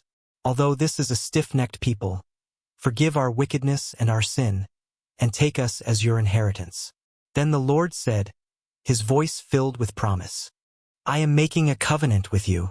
Before all your people I will do wonders never before done in any nation in all the world. The people you live among will see how awesome is the work that I, the Lord, will do for you. Obey what I command you today. I will drive out before you the Amorites, Canaanites, Hittites, Perizzites, Hivites, and Jebusites. Be careful not to make a treaty with those who live in the land where you are going, or they will be a snare among you. Break down their altars, smash their sacred stones, and cut down their Asherah poles. Do not worship any other god, for the Lord, whose name is jealous, is a jealous God. Be careful not to make a treaty with those who live in the land, for when they prostitute themselves to their gods and sacrifice to them, they will invite you and you will eat their sacrifices. And when you choose some of their daughters as wives for your sons and those daughters prostitute themselves to their gods, they will lead your sons to do the same. Do not make any idols. Celebrate the festival of unleavened bread. For 7 days eat bread made without yeast, as I commanded you.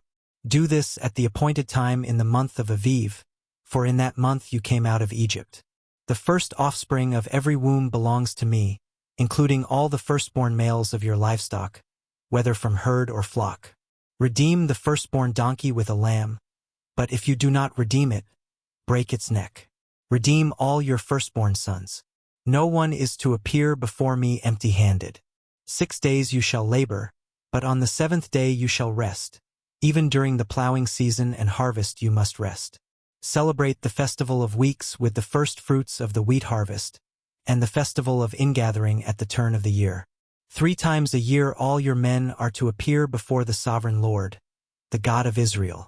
I will drive out nations before you and enlarge your territory, and no one will covet your land when you go up 3 times each year to appear before the Lord your God. Do not offer the blood of a sacrifice to me along with anything containing yeast, and do not let any of the sacrifice from the Passover festival remain until morning. Bring the best of the first fruits of your soil to the house of the Lord your God. Do not cook a young goat in its mother's milk.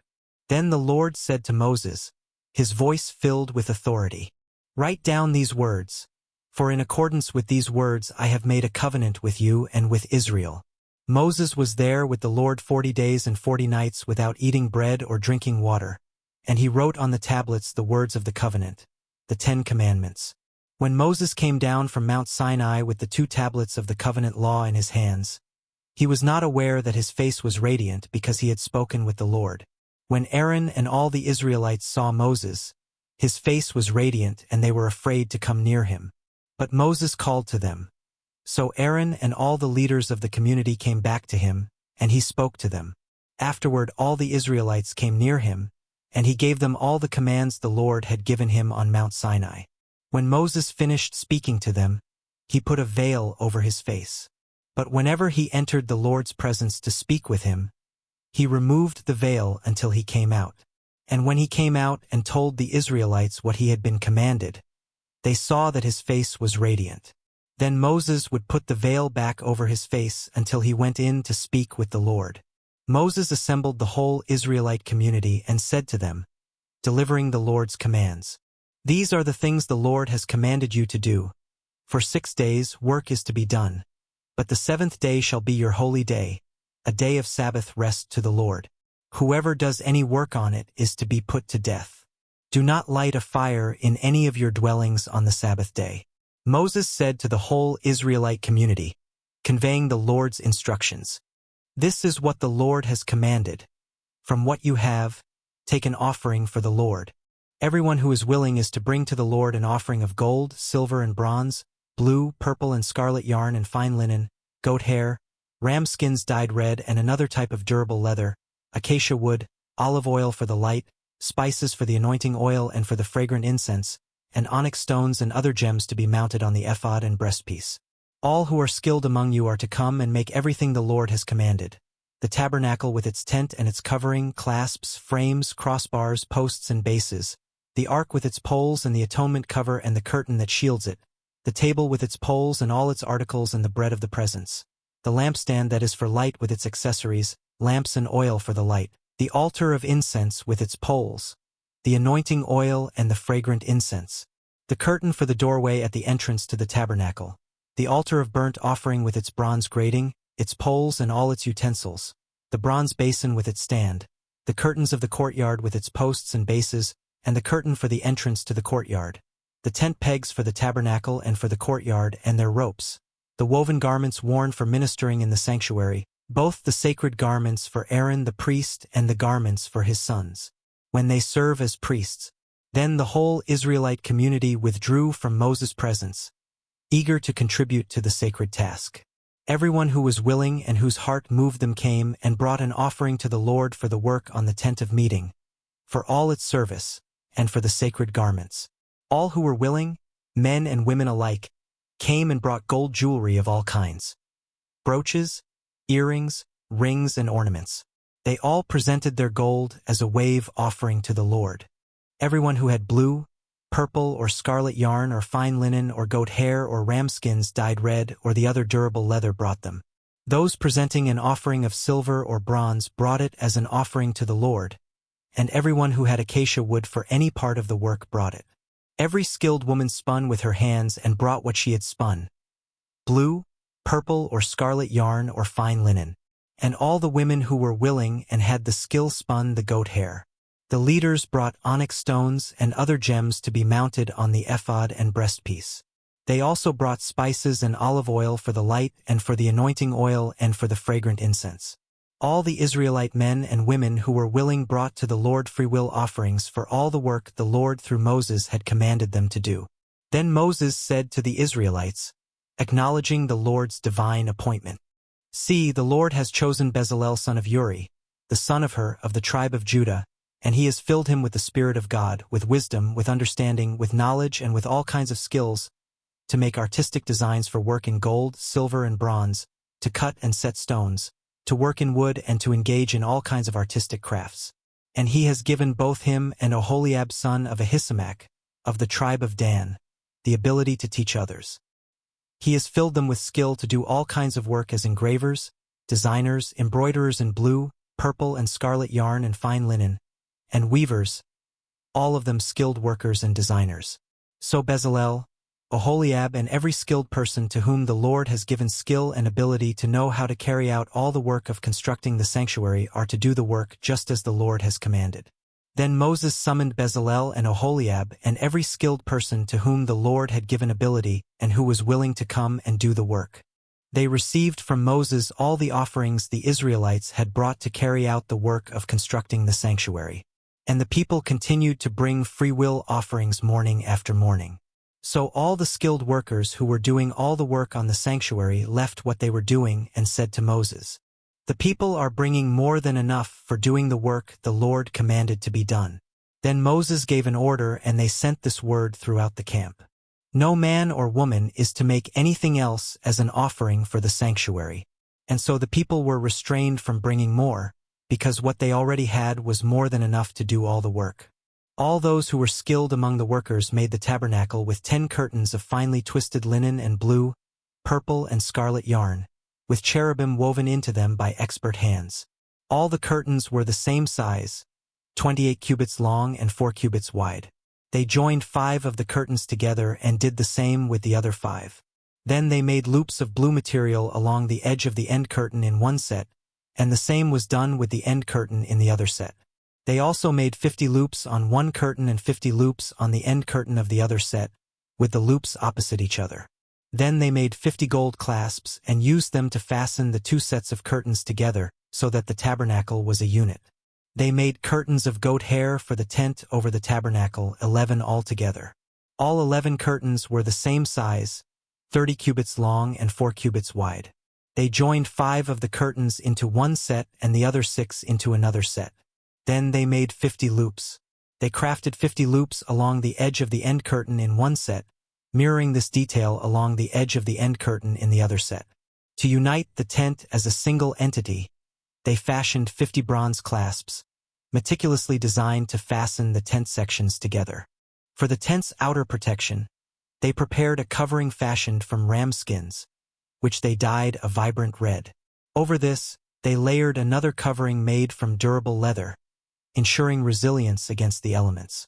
8 frames of acacia wood were constructed for the tabernacle, each measuring 10 cubits in length and 1.5 cubits in width. Each frame was carefully designed with 2 projections set parallel to each other, providing stability and alignment. All the frames of the tabernacle were made according to this precise design. 20 frames were created for the south side of the tabernacle, accompanied by 40 silver bases. These bases were specifically designed to fit under the frames, with 2 bases supporting each frame, 1 under each projection. For the north side of the tabernacle, they replicated the design, constructing 20 frames and 40 silver bases, ensuring each frame was supported by 2 bases.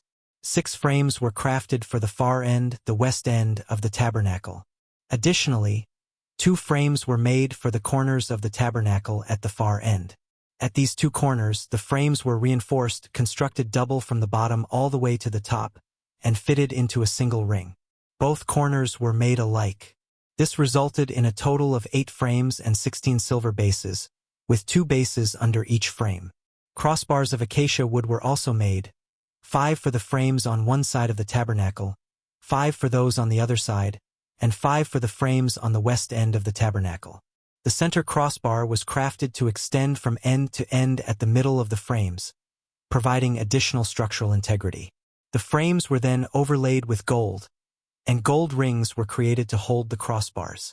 The crossbars themselves were also overlaid with gold, enhancing their beauty and significance. The curtain, a masterpiece of craftsmanship, was woven from blue, purple, and scarlet yarn, and finely twisted linen. Cherubim were intricately woven into the fabric by a skilled artisan, adding a divine element to the tabernacle. For posts of acacia wood were made for the curtain, and they were overlaid with gold. Gold hooks were crafted for them, and for silver bases were cast for their support. For the entrance to the tent, they created a curtain of blue, purple, and scarlet yarn, and finely twisted linen, the work of a skilled embroiderer. 5 posts with hooks were made for this entrance. The tops of the posts and their bands were overlaid with gold, and 5 bases of bronze were crafted for them. Bezalel then turned his attention to the ark, fashioning it from acacia wood, measuring 2.5 cubits long, a cubit and a half wide, and a cubit and a half high.